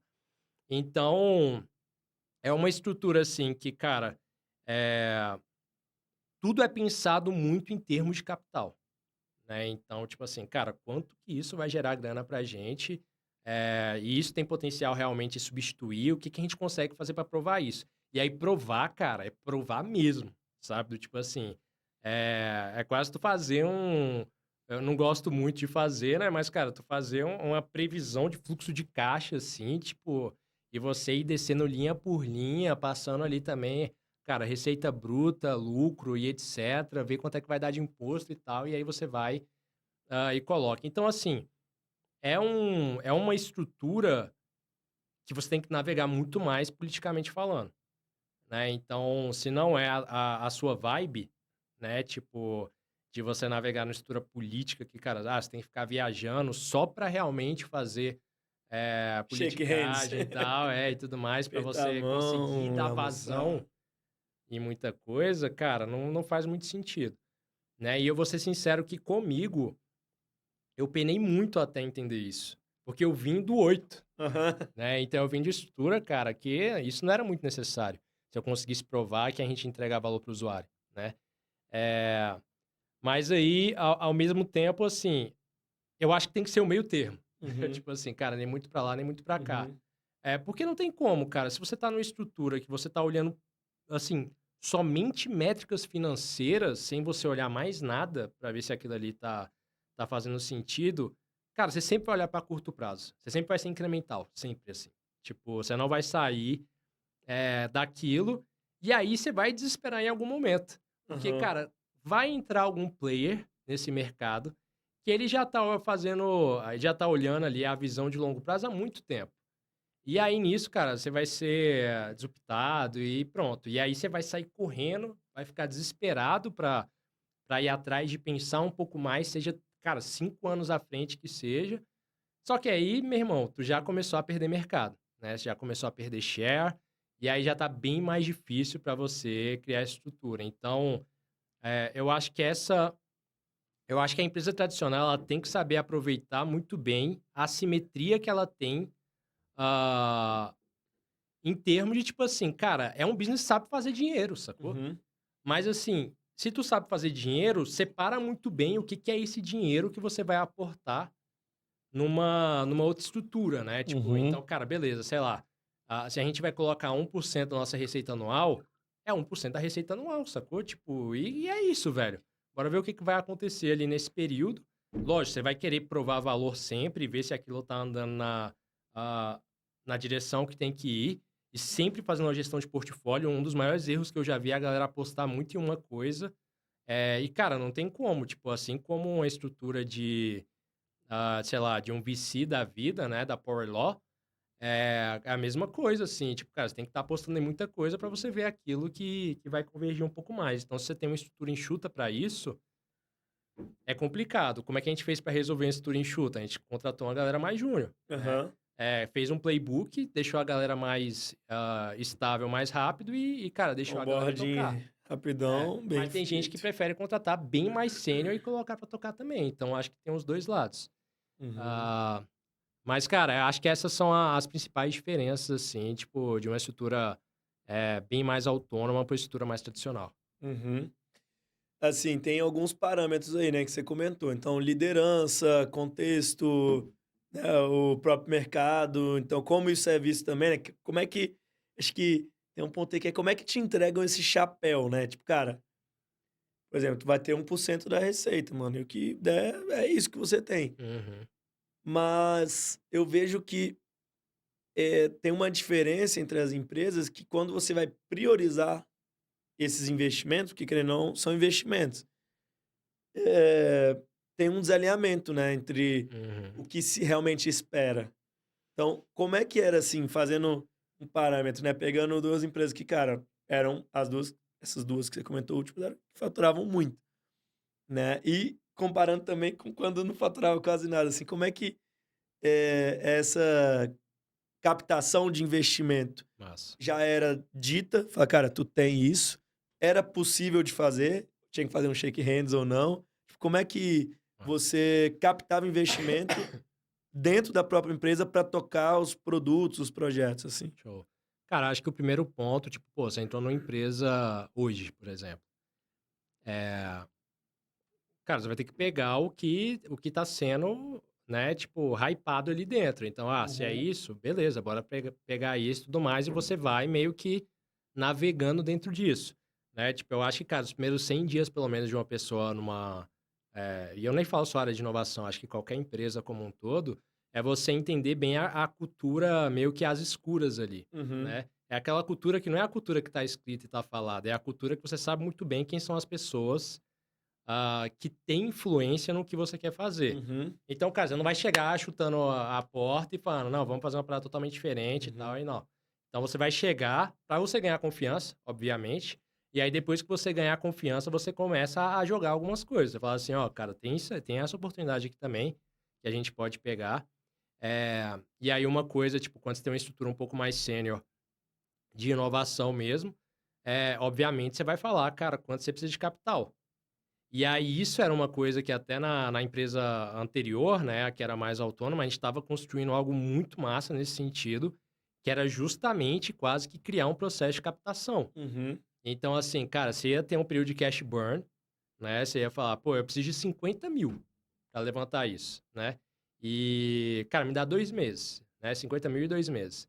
Aí, beleza, cara, para você levantar o próximo capital, você vai precisar meio que, cara, provar e falar quanto é que você precisa. E isso é massa, porque aí voltando ao nosso assunto de founder lá, é um cara que ele vai ter que saber estruturar muito bem a tese dele, Uhum. né? Do tipo assim, cara, agora eu preciso de 600 conto, porque, tipo, ó, aconteceu isso, isso e isso, e a gente bateu as metas que faziam sentido. Uhum. Então, cara, imagina você trazer uma pessoa dessa pra tua empresa, sabe? Tipo, que vai ter esse buy-in realmente a ponto de, cara, porra, eu vou montar uma tese, vou jogar quanto que a gente vai colocar aqui de grana, porque, tipo, cara, uma área de engenharia e produto é cara, né? Tipo, pô, se tu pega um engenheiro bom, assim, tipo, vamos falar um pleno bom, que ganha 15K, por exemplo. Você pega um PM pleno ali que ganha 11. Você tá falando, cara, de 26 mil reais. Tu coloca em 12 meses isso, tipo, já dá mais de 300 conto. Uhum. Isso é grana, sabe? Tipo, e a gente tá falando o quê? Um PM e um engenheiro, né? Basicamente duas pessoas. Por isso que você começa a ver a galera que tem que manjar de go-to-market, o mesmo cara tem que manjar também de tech. Então, essa estrutura, cara, de você saber é, ah, exatamente quanto você precisa de capital é algo que eu aprendi muito mais no tradicional, né? Então, quando eu fui, porque realmente a gente precisava apresentar isso, do tipo, cara, eu preciso de 50 mil para esse período, ou de 600 mil. Mas isso também não quer dizer que, tipo, pode chegar no meio do... Porque, tipo, cara, eles não vão jogar 600 mil na tua mão. Aham. Eles vão Vai te jogar um dar, pouco e depois volta e mais. vai. E é aquele ponto, cara, em empresa grande tradicional, tipo, se você não usa o budget que você tem, é budget perdido, sacou? Tipo assim, cara, você não vai conseguir, tipo, poupei 50 mil, vou usar Aham. 50 mil no mês que vem. Isso não É, vai acontecer, sim. sacou? Se tu tinha 50 mil por mês, cara, e você usou 20 mil, beleza, parabéns, você usou 60 mil, mas você não vai ter os 90, né? Então, é saber calcular bem realmente essa tese para você usar aquela grana bem e você conseguir depois trazer o resultado que você precisava, as métricas que você precisava como um todo. Então, acho que essa é a estrutura que começou a dar muito certo pra gente. Não tive tanto tempo assim pra estressar mais isso, porque, tipo, o que a gente tava pensando em fazer era tipo Phantom Shares, não sei se você já ouviu falar, que é Não. meio que, tipo assim, cara, você dá um share de uma vertical específica em cima do resultado dela, né, pra esse colaborador. Mas esse colaborador, ele não tem um share da companhia, sabe, oficialmente. Por isso que é Phantom Shares, né? Uhum. Tipo, e aí isso é massa, porque aí sim é skin in the game, né? Tipo assim, cara, se você conseguir bater, sei lá, 500 mil de receita líquida aqui pra gente, tipo, velho, a gente vai te passar 10%, sacou? Então aí você começa a colocar aquela pessoa, tipo, realmente mais no game, algo que hoje acontece mais, sei lá, numa área comercial, por exemplo. Incentivo, né? É, Trabalhar com incentivo é um forte. incentivo. E, cara, trabalhar com incentivo dá outro podcast aqui. Porque, tipo, é bizarro É. como incentivo errado leva a pessoa pro caminho errado, incentivo Aham. certo coloca a pessoa no caminho adequado, sacou? É. Isso é realmente. Se você quiser até comentar rapidinho, é um negócio que a gente fala pra caramba aqui. Como que você trabalha esse tipo de incentivo na área de produto, mas junto com isso, eu queria. Não, fala isso primeiro, porque, cara, tem muitas perguntas na minha cabeça e eu acho É, que a gente já tá caminhando, né, pro final. Eu queria ouvir teu momento atual também. boa. Como é que tu trabalhou incentivo assim? Pô, teve já uma estrutura grande. Então, essa foi a grande questão, assim, tipo, quando a gente tava na época ali com os 14 PMs que a gente tinha, né? Então, se a gente cobra. Cara, é muito fácil você falar, quero founder, quero postura de founder aqui dentro e tal. Se tu não trabalha nenhum tipo de incentivo pra Sim, isso, o sacou? famoso vem cá, vestir a camisa da empresa, nós somos Exato. família, né? Porra, bora e tudo mais. Cara, não, tem que ter incentivo, Sim. né? Então, mesmo stock options hoje em dia, cara, a galera sabe fazer as contas, É. sacou? Tipo assim, a galera sabe. Hoje é um tema bem mais falado, né? Tipo, porra, tu faz a parada, tu vê que, sei lá, vai demorar 5 anos pra tu ganhar uma mixaria que, tipo, não faz muito sentido você tá fazendo trade-off entre salário e isso, Uhum. né? Sim. Então, isso é. Cara, eu acho que hoje em dia isso pega mais a galera que é bem júnior do que realmente a galera que já tá no mercado há mais tempo. É, então, assim, isso foi uma dor que a gente sentiu justamente porque a gente tava. Toda hora a gente pedia, a gente quer postura de founder, a gente quer postura de founder e tudo Uhum. mais. A gente via que não era isso, cara, tipo, Uhum. o que a gente achava, sabe? Beleza, uma outra pessoa era outlier e despontava e ia, e a gente usava essa pessoa como referência para a área como um todo, para criar, né, essa estrutura, mas ao mesmo tempo, tipo, isso não ia acontecer sem incentivo, né? Então foi quando a gente até pensou nessa questão de um. Eu não sei nem se é Phantom Share de fato, isso que a gente estava pensando. Até tentei pesquisar em alguma estrutura aqui no Brasil que isso existisse, não consegui achar, né? Tipo, beleza, isso normalmente é visto como uma PLR, talvez, não sei. Mas essa é a estrutura que, cara, depois da gente testar muita coisa do tipo, vamos ver benefício no caju, né? Tipo, benefício se você chegar em tal coisa e tal. Mas não era bem isso, tipo, pra gente criar um negócio assimétrico, você teria que fazer também uma aposta assimétrica em termos de incentivo. E aí a única maneira que a gente via era, cara, Uhum. a gente vai ter que dar algum share do que der certo aqui. E aí, beleza, pô, pode ser que um business faça 50 milhões e a gente vai dar 1 milhão pra essa pessoa, sacou? Mas assim, cara, é melhor do que um business que, tipo assim, vai fazer 500 mil É. e tu vai ter prejuízo. Isso aí vai manter o cara lá. Às vezes que esse milhão ele vai botar no bolso e vai embora, mas Exatamente. bicho Cara, o bicho construiu criou 50 milhões pra você, cara. Pois é, então, tipo assim, é uma estrutura que ela. Cara, pra isso acontecer em alguma empresa, tem que ser uma empresa que ela tá bem avançada, sabe? Tipo, pra ela abrir mão e, cara, realmente seguir algo nesse sentido, sabe? Cara, beleza, ó, eu vou trazer essa galera e bora tocar. Porque parece muito uma estrutura de Founder in Residence, né? Tipo, que Uhum. você chama o Founder e vai tocar e tal. E também é uma outra estrutura que, tipo, cara, das que eu vi, explora muito esse Founder. Então, tipo, ele não tem realmente um share ali também tão bom. Ah, mas é um Founder in Residence adaptado para um cenário corporativo, Uhum. né? Então, aí é ver como fazer isso, dado cada contexto que tem. Então, é a estrutura que a gente viu que a galera começou a motivar, e aí realmente, cara, aí numa pegada mais de founder do que necessariamente, pô, velho, eu sou apenas um colaborador aqui dentro Uhum. e eu vou fazer meu trabalho aqui de boa, sacou? Uhum. Justo. Isso é foda pra caramba, é difícil pra caramba, até porque você tem que testar, às vezes naquele contexto não funciona e tem que é um outro podcast também, que é uma diferença geracional entre a galera, Sim. o que é incentivo pra um não é pra outro. Tipo, você falar, tem gente que você fala, cara, não, e você vai vir trabalhar aqui no escritório, vem pra São Paulo. É. Só, cara, eu não quero, tipo assim, me Aham. paga menos, mas eu quero ficar aqui, né? Eh, E aí eu vejo que tem vários formatos e tudo mais. E eu queria que tu comentasse um pouco como é que hoje as áreas de produto são estruturadas e como é que tu, né, os papéis, as responsabilidades, quais são os principais papéis de uma área de produto, uma área de inovação dentro da empresa e como você enxerga que pode vir a ser, né? O que que você Mas, acha que tem de tendência aí no mercado? fechou. Cara, então, a área de produto hoje, a gente veio de uma estrutura de projetos, né? Que foi para produto. E hoje, cara, eu vou falar que a gente tá voltando um pouquinho para projetos, Uhum, para chegar justamente nesse equilíbrio. tá. Então, antes, cara, não tinha tanta responsabilidade, né, em relação tipo assim, cara, a galera não via de fato quanta área custava para a empresa. E era realmente um oba-oba, assim. Chegou um momento Uhum. que era muito oba-oba, cara. O mercado de produto ali em 2022, ali, mais ou menos, 2021, na verdade, era, cara, muita vaga. Era É, né? bizarro, Inchou muito, né, cara? de vaga ali como um todo. Agora está sendo ajustado um pouco mais. Já teve um período pior, né? Tipo, agora eu acho que já tá até melhorando.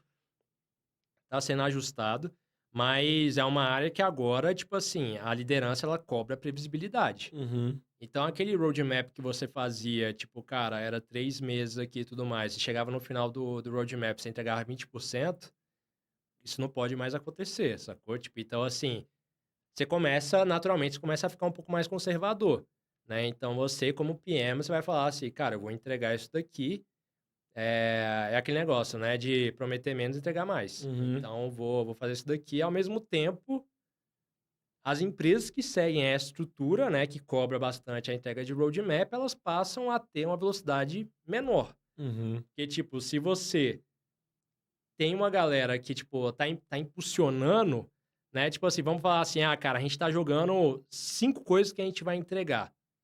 E no final a gente vai entregar 3. É, hoje eu vejo que, tipo assim, a galera joga 2 coisas pra realmente Pra entregar as entregar 3. 2. E Ah, aí tá, essa justo. terceira coisa que a pessoa faria antes, ela não vai mais fazer. Aham. Né? Então, eu acho que a área de produto está indo mais para esse caminho, né, hoje em dia. E sobre o Product Manager, foi até um vídeo que eu coloquei recentemente. Cara, eu vejo 3 tipos de Product Managers em pouco tempo, assim, né? Então, hoje a área de produto, cara, ela tá complexa porque a barreira de mercado, e eu sei que muita gente vai discordar disso em relação ao que eu vou falar agora, mas a barreira de mercado ela é muito baixa, sacou? Tipo assim, cara, você pode vir de qualquer lugar e você falar que é Product Manager. Uhum. Literalmente. Você pode adaptar seu currículo ali, falar, pô, Dá pra contar uma história dá, que o cara é cara. PM. Dá pra contar uma história que você é PM e, e beleza, pô, vão tentar questionar o seu track record que você fez e tudo mais, se for uma boa estrutura de entrevista. Mas assim, cara, inchou total, sabe? Foi até interessante que o Alan trouxe que ele entrou num grupo, né? Tipo, pra pessoas que estão se reposicionando em produto. Tinha mais do que Deb Júnior, velho. Sabe? Então, tipo Tá. assim, tem mais gente de produto em grupo de Tá. vagas do que gente de desenvolvimento. Obviamente, porque produto, cara, se destacou como a área mais próxima, né, de um desenvolvedor em termos de salário, realmente. Aham. Então, tipo, pô, se um dev ganha 20 mil, por exemplo, o PM tá ganhando 18, né? Então, você vê. Só que ao mesmo tempo você não pensa, cara, que numa área que você tem um PM, normalmente, você tem uns 4 ou 5 devs, né, então isso também agora a galera começou a perceber isso, né, tipo, Aham. cara, realmente não faz tanto sentido assim. E mesmo para dev também é outro ponto, mas, tipo assim, dev júnior tá extremamente difícil um dev júnior hoje entrar no mercado, cara, tipo assim, teve muita gente se capacitando, mas essa linha agora para cruzar ali tá bem difícil, né, Uhum. para esse dev. Então, cara, a gente vai ter no futuro, assim, um PM, 3 tipos de PM. O PM que ele é mais tech, o PM que ele é mais de business, e ele tem isso muito bem provado, e o PM que ele é de indústria, Uhum. né? Então, tipo, eu vejo essas 3 estruturas, assim, hoje em dia. Tech, business e indústria. Indústria. O PM Tech, cara, é justamente aquele papo que a gente teve. Ele não necessariamente precisa saber codar, só que ele tem que saber flutuar muito bem em tech, né? Então, cara, ele tem que eventualmente, saber questionar algumas decisões. E isso é algo que é muito difícil para um PM. né? Tipo, pro PM tradicional, médio, assim. Tipo, porque ele, cara, ah, ele aceita muita coisa que não faz sentido e ele só vai ver lá na frente. Uhum. Só vai ver na hora do go-to-market, sabe? Tipo, que ele falou, ué, mas era assim mesmo e tal? Então, esse PM mais tech, assim, eu vejo ele bem claro pra mim, né? O PM Business, cara, é o PM que, tipo, ele, na verdade, ele absorveu outras áreas, né? Aham. Tipo assim, ele tá junto com o PMM ali, que é o mais de marketing, né? Voltado mais para a parte de go-to-market e etc. Mas ele tem muito conhecimento, cara. Ele é um PM que ele manja muito de produto. Ele tem muito conhecimento em estratégia também. Ele provou isso de alguma forma, porque é fácil você falar que manja de estratégia e você não tem nenhuma estratégia emplacada de fato na sua carreira. E é um PM que ele sabe fazer go-to-market e growth, Uhum. sabe? Tipo assim, ele manja de growth orgânico, ele manja de, tipo, cara, testar canais de distribuição também. Lógico que ele não precisa executar aquilo, você vai ter área de growth para estar fazendo isso, mas ele é um PM realmente, cara, muito... que nem aquela história que a gente falou de 0 a 1 e 1 a 100, ele é o PM 1 a 100, Uhum. né? E por fim, você tem o PM de indústria, porque, cara, conforme surgem mais fintechs, por exemplo, ou mais agrotechs e mais eh, indústrias que elas vão ficando muito específicas, né? Então, por exemplo, eu falo até ah, da área de saúde, talvez, sabe? Tipo, algum tipo de conhecimento prévio que você tem que, cara, ele vai compondo ao longo do tempo, né? Então, você acaba criando aquela estrutura, cara, daquele PM que, sei lá, você sabe que ele não vai entregar, tipo, o que o PM Tech tem ou o que o PM de business tem, mas ele manja muito da indústria. Então, tipo assim, ele vai conseguir passar por desafios que o outro cara ia ter que estudar muito, sabe? Então, cara, isso é, querendo ou não, para a empresa é gasto de dinheiro, Uhum. né? Tipo, pô, a pessoa vai ter que se capacitar, vai demandar muito tempo para isso. Então, esse PM de indústria, principalmente em fintech, é bem normal você ver, né? Então, aquele PM de payments é o básico, assim, sabe? Tipo, cara, você tem que ter pelo menos 2, 3 anos de experiência em pagamentos e realmente, cara, você não tem muito o que fazer, pô. Você não consegue falar que tu manja de pagamentos, Aham. porque, cara, a gente chegou a abrir uma estrutura de banking do zero e de crédito e é muito complexo, sacou? Tipo, tem muita coisa para você entender ali, até em termos do Bacen ali, tipo, cara, ah, de várias coisas regulamentares que, cara, se você não entrar naquele mundo e você tentar entender realmente, não faz sentido, sabe? Tu entrar nisso. E, então, assim, são essas 3 estruturas de PM que eu vejo pro futuro. E eu nem falo que é um futuro muito distante. Tipo, eu falo, cara, daqui 2, 3 anos. Porque hoje, tipo, cara, se tu bate, assim, numa entrevista e você já tem o PM que ele não é nenhum desses 3 e você tem um PM que é mais essa pegada, tipo, pô, velho, você vai priorizar esse aqui, sabe? Ele vai Uhum. trazer algum tipo de assimetria para sua empresa. Então, é esse caminho ali que eu tô vendo. Massa, massa. Eu agora, quando você começou a falar, eu lembrei, você deu esse exemplo da AgTech e de Fintech, né? Foi, acho que você lançou essa semana, Foi. né? Inclusive, vamos falar sobre esse momento, né? Que, Aham. cara, né, manja pra caramba e tá ajudando algumas pessoas aí, né, no formato mais educacional. Então, Sim. fala pra gente aí o que você tá fazendo, o que tá aprontando Massa, agora. cara. Eu saí recentemente, né, do corporativo, assim, eu tava morando em São Paulo, agora eu voltei pra Brasília. E, cara, eu tô num período que eu tô na minha carreira como um todo, eu saí de empreender, sei lá, na semana seguinte eu estava no corporativo.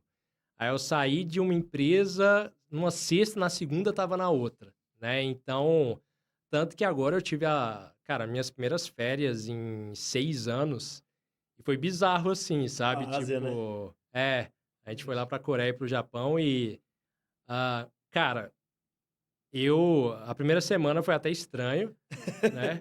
Mas depois que eu desconectei, eu nem cara, eu tentei até moldar meu ambiente, né, não levei notebook, não levei nada, assim. Então, só que agora quando eu voltei, foi a primeira vez até que eu perdi o ritmo, né, tipo, cara, foi estranho, assim. A primeira semana eu realmente não queria fazer muita coisa, sabe. Queria ficar de boa ali. Eu falei: "Cara, tá mó bom". Tá tranquilo. Mas agora já tô voltando um pouco mais pro ritmo também. Eh, então nesse momento, né, tipo, eu tô tocando uma empresa de educação, sempre gostei, né, tipo, cara, desde quando eu tinha 19 anos, então, a empresa de educação, basicamente, a gente chama ela de SBC, né, Uhum. que é Skeptical But Curious, que é basicamente a postura que é uma postura que eu levo até pra minha vida, né? Que é ser uma pessoa cética, mas curiosa. Então, tipo assim, não vou aceitar logo de cara o que você vai me falar, mas eu vou ter curiosidade suficiente para aprofundar no que você tá me falando, Uhum. né? Então, e aí depois eu tiro a minha opinião.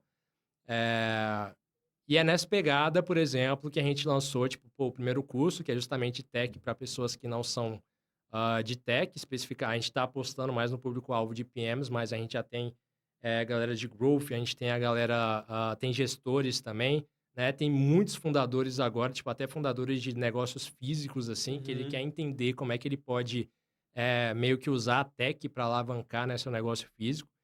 E, e aí, nisso, a gente, cara, deixa bem explícito que a gente não ensina a programar, a gente ensina a pessoa a entender sobre tecnologia, né?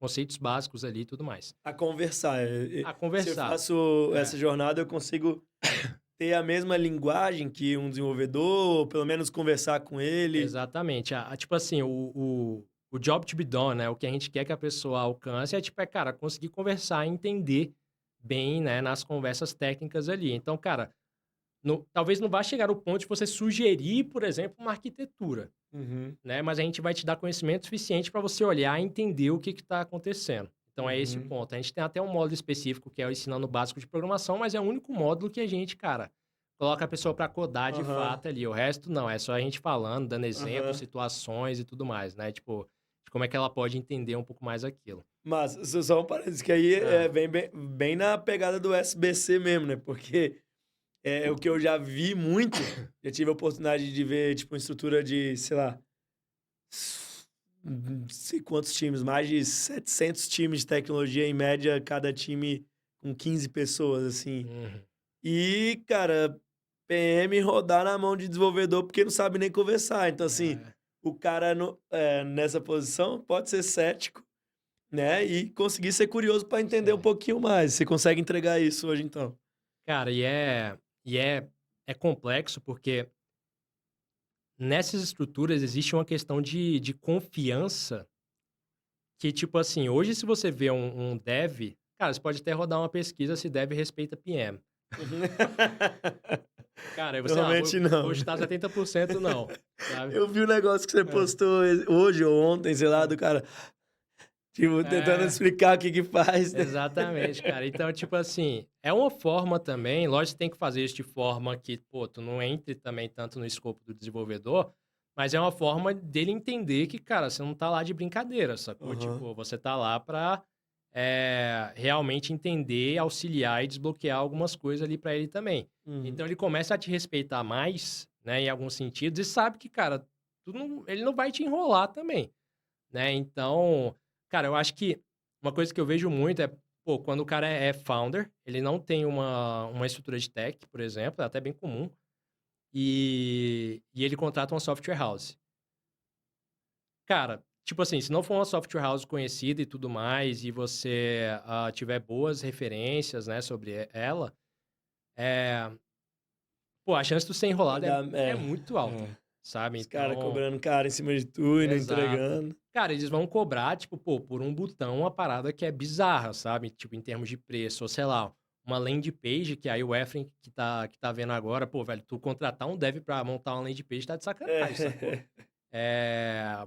Tem várias, pô, tem o Framer, tem o Webflow, tem várias coisas que hoje já você consegue fazer realmente ah, dedicando uma hora ali pra tu subir isso, e bem menos grana.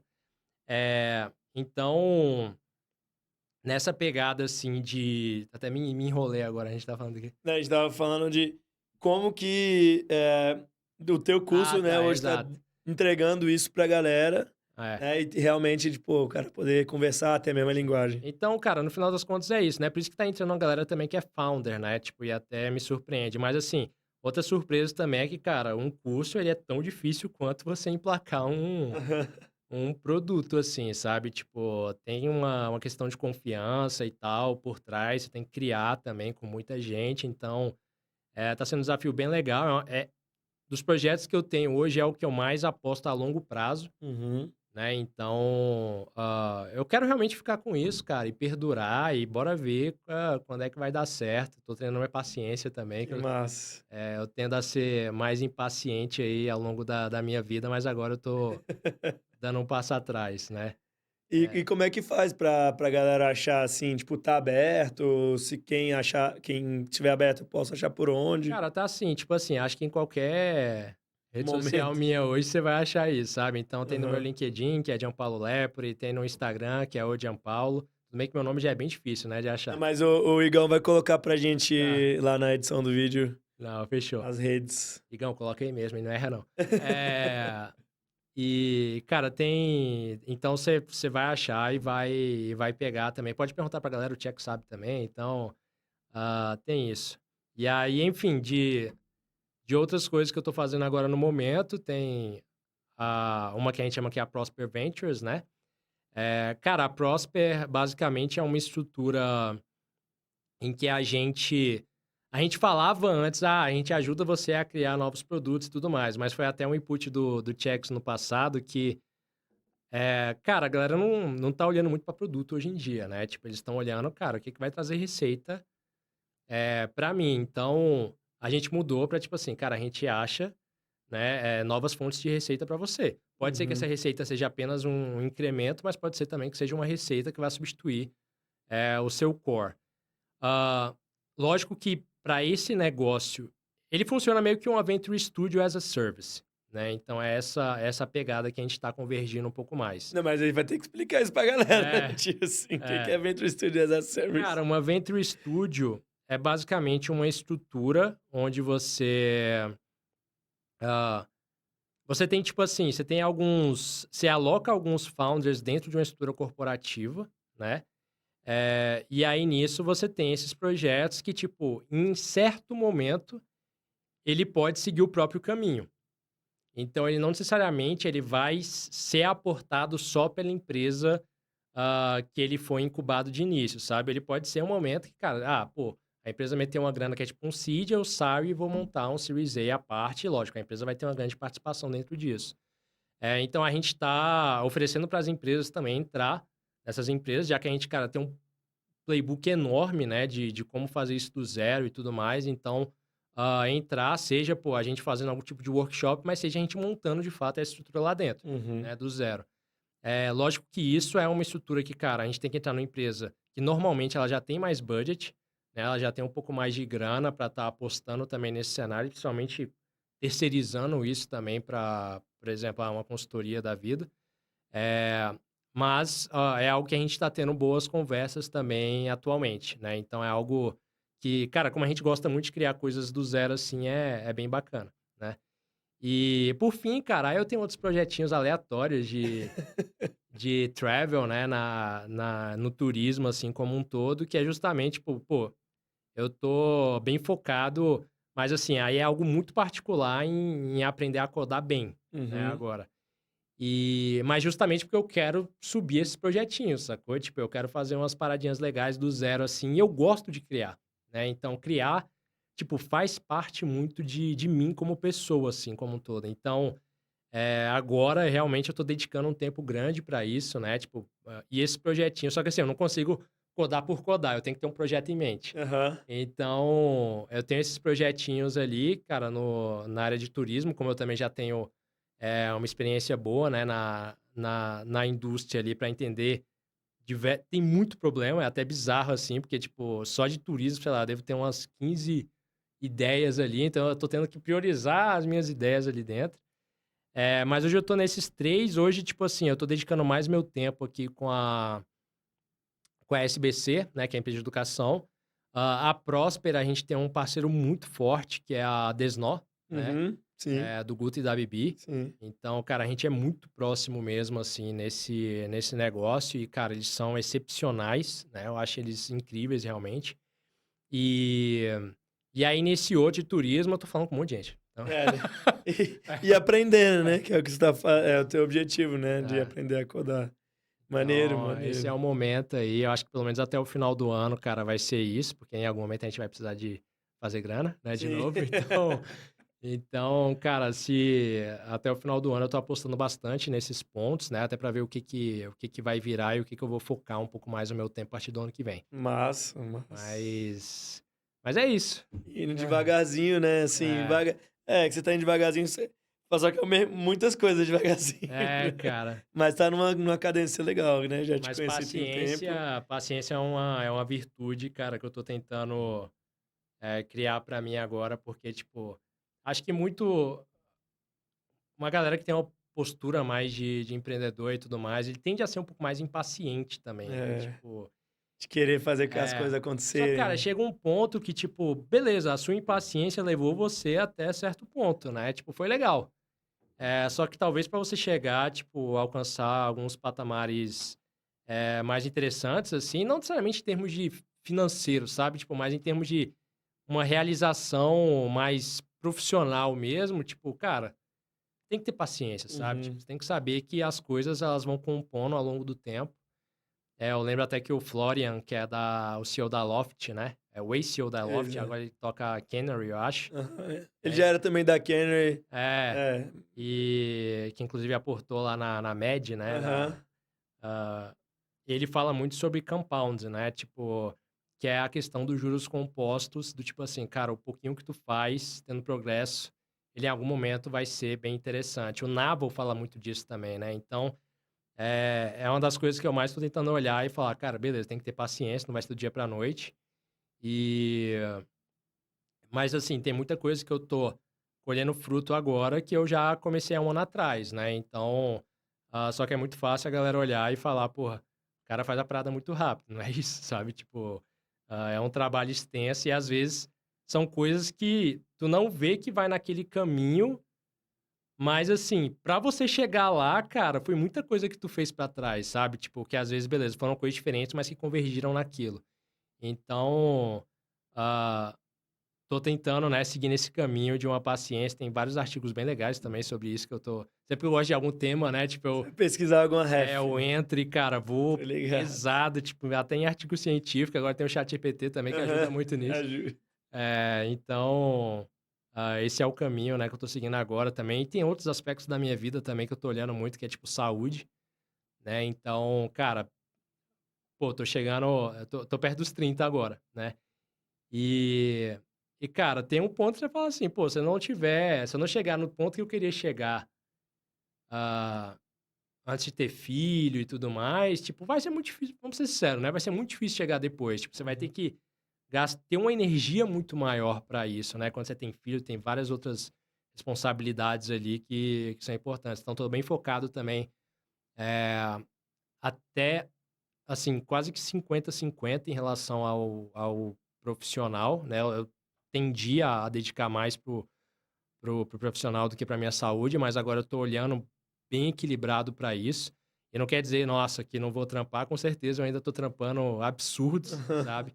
Mas eu tô sendo bem diligente, cara, bem disciplinado em relação a, tipo, cara, isso aqui eu tenho que, sabe? Meu dia só começa quando eu, sei lá, fizer a minha corrida ou quando eu fizer o que quer que seja que eu coloquei pra fazer, e aí sim meu dia vai começar, sabe? Nada mais é prioridade em relação a isso. Então, isso é um caminho que eu tô seguindo um pouco mais agora. Lógico que eu consigo fazer isso porque eu tenho muita flexibilidade de horário agora. Para uma pessoa que, pô, trabalha normal, assim, tipo um CLT da vida e tudo mais, vai ser mais difícil. Mas é o caminho que eu decidi, né? Então foi um custo de oportunidade em relação a, pô, vou fazer muita grana ou eu vou, cara, dar um passo atrás agora, olhar um pouco mais, tipo, tudo que eu posso fazer e tudo que eu tenho na minha vida pessoal mesmo para resolver e depois eu volto, sabe? Então, eh, tive o privilégio, nem todo mundo tem esse privilégio, né, de conseguir também dar uma pausa para olhar para outras coisas, né? Eu consegui. Eu tenho uma CFO em casa muito, muito boa, então ela conseguiu me ajudar muito Larrys.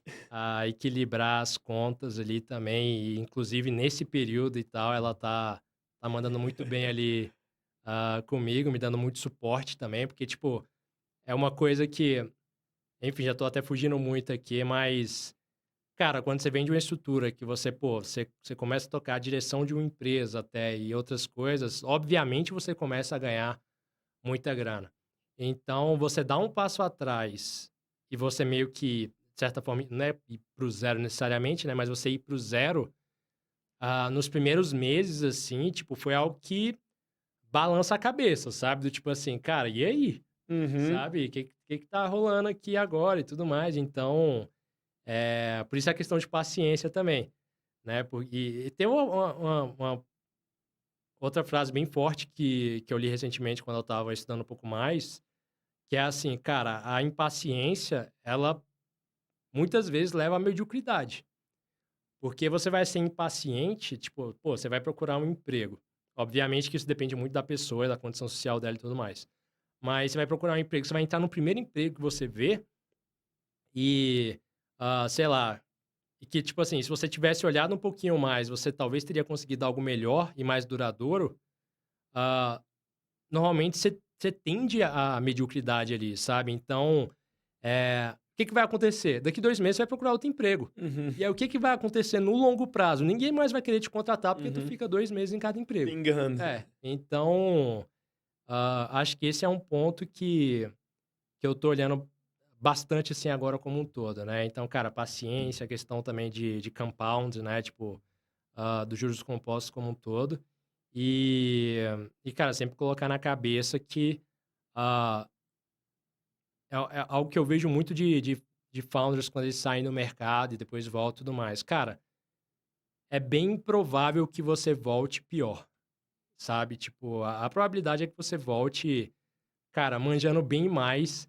Tipo assim, uma das coisas que eu penso é, cara, beleza, se eu voltar do mercado agora, ou daqui 1 ano, daqui 2 anos que seja, pelo menos de tech eu vou estar sabendo um pouco mais, entendeu? Sim, tem Então, essa segurança, né, é. velho? Essa é a verdadeira E segurança. E aí foram as pessoas que você conhece, né, e você vai construindo ao longo do caminho, então, pô, que nem tu, eu sei que, tipo, cara, sei lá, se tudo der errado, eu tenho uma pessoa pra trocar ideia e me direcionar um pouco mais e tal, mas é é esse ponto que a gente sempre tenta procurar, né. Mas eu tô no momento que eu falo assim: "Cara, eu ainda tenho um gás massa ali pra dar um last shot em alguma coisa que faz bem mais sentido pra mim", Uhum. né. Então é esse o momento, mas eu também, cara, vejo com bons olhos, assim, se em algum momento eu tiver que voltar pro corporativo, porque não é um problema também. E quem sabe, tipo assim, aí eu junto mais grana, depois saio de novo, É entendeu? isso. Então, E faz parte, são é, ciclos, né? é isso. Massa, mano. Pô, é maneiro. Eu fui pegando um pouco das coisas assim. Acho que eu te conheci em 2015, final de 2015. Então vai fazer quase 10 anos já, tem É, 9 anos e acompanhei boa parte dessa jornada. E assim, acreditem, velho, assim, um hype muito maneiro e umas espiral muito massa. Então, vi em vários momentos, assim, muito massa acompanhar a tua história mesmo. Então, cara, velho, louvável, assim, que, pô, é massa trocar ideia, massa, pô, de tudo, assim, né? Não só uhum, de trabalho, de vida e tal. Então, bem maneiro mesmo tu ter falado é aqui isso. hoje.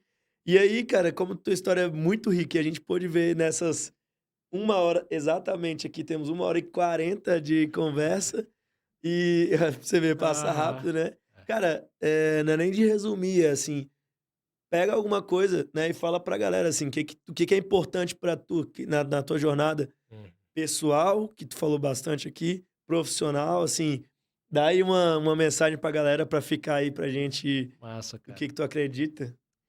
Cara, eu acho que pessoal, eh, você sempre tem que entender, acho que até no seu corpo, né, do tipo, pô, o que que aponta que tu tá muito estressado, sabe? O que que aponta que, cara, é o momento de você dar um passo atrás, assim, como um todo. Então, tem alguns sinais que você tem no seu corpo e que você consegue perceber também como um todo que, cara, quando você tá trampando muito, tu precisa dar um passo atrás.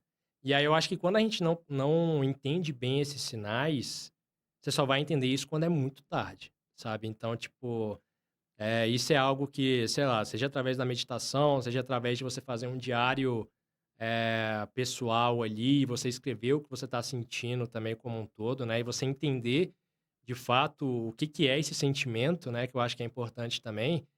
É uma forma de você, cara, perdurar um pouco mais, né? Eu acho que esse que é o ponto, velho. Tipo, a vida não é uma sprint, né? É uma maratona. Eu espero que seja, né, uma maratona para todo mundo também, porque, tipo, acho que esse é um ponto importante. Então, arranjar mecanismos para se entender. Tem gente que se entende muito por meio da terapia e tem gente que se entende muito, cara, por meio de escrita, por meio de, cara, falar sozinho que seja, sabe? Então, pelo menos no pessoal, acho que é esse ponto. E, cara, no profissional, um ponto que sempre ficou muito na minha cabeça é, cara, o que que é um jogo pra você e trabalho pros outros? E, tipo assim, lógico que essa frase ela pode ser interpretada de múltiplas maneiras, mas, cara, tem pontos, sei lá, contextos específicos é, que assim, você vai ter que se controlar. Eu acho que esse que é o ponto. Você vai gostar tanto daquilo, sabe? Tipo assim, vai ser uma parada tão bizarra que você tem uma conexão tão forte em relação àquele tema ah, que, cara, você vai se perceber o tempo passando assim, você altamente dedicado àquilo cara, você realmente não sentindo um peso absurdo, mas você se controlar pra parar, porque senão você vai estar afetando as pessoas ao seu redor, né? Por exemplo, a sua esposa, sua namorada, tudo mais, sua família. Então, acho que quando você começa a encontrar esses pontos, né, na vida profissional, as coisas tendem a acontecer muito mais rápido, né? Então, por exemplo, cara, pra mim, a questão de criar coisas, né, foi um ponto que era justamente isso, né? What's a game for you and job for the others. Então, ah, quando eu comecei a entrar nisso, a minha curiosidade ela era tão absurda que as coisas foram acontecendo mais rápido pra mim, não porque, nossa, cara, tipo, eu sou um mega político corporativo, porque eu tô muito longe disso. Mas porque, tipo assim, eu tinha um interesse tão genuíno pela parada que a galera conseguia ver, sabe? Tipo, conseguia ver nas minhas experiências, conseguia ver nas conversas também que tinha. E acabava que era muito mais simples pra mim as coisas irem acontecendo, né? Então, e eu acho que isso também vem muito da primeira coisa que eu falei, né? Que, tipo, Uhum. cara, você tem que se entender, né? Tipo, você tem que entender, cara, o que que é você, o que que é seu temperamento, o que que você de fato quer, né, pra sua vida, assim, tipo, pô, deixar a vida levar. Lógico que tem várias pessoas que seguem muito nesse caminho, mas eu acho que se você não sabe muito bem o que você quer, meio que você vai gastar energia mental com qualquer tipo de decisão. Qualquer coisa que aparecer, qualquer oportunidade que aparecer, você não vai conseguir falar não, sabe? Você não vai conseguir falar, cara, isso aqui não faz sentido pra mim, dado os meus princípios aqui, dado o que eu acredito. Você vai gastar muito tempo vendo, pô, será que eu realmente tenho que ir nisso e tal? Então, cara, no final das contas, eu acho que é sempre buscar muito se entender e, pelo menos pra mim, funciona muito bem por meio da escrita, né? Tipo, cara, eu escrevo absurdos, assim, eu tô procrastinando, eu escrevo, eu tô fazendo, eu escrevo. Então, pra mim, funciona muito bem colocar tudo que tá na minha cabeça no papel. Irado. Puta que pariu, muito foda. Jean, muito obrigado mais uma vez, velho. Beleza. Pô, muito massa ter você aqui mesmo. Esse foi mais um episódio muito legal. Cara, tô felizaço.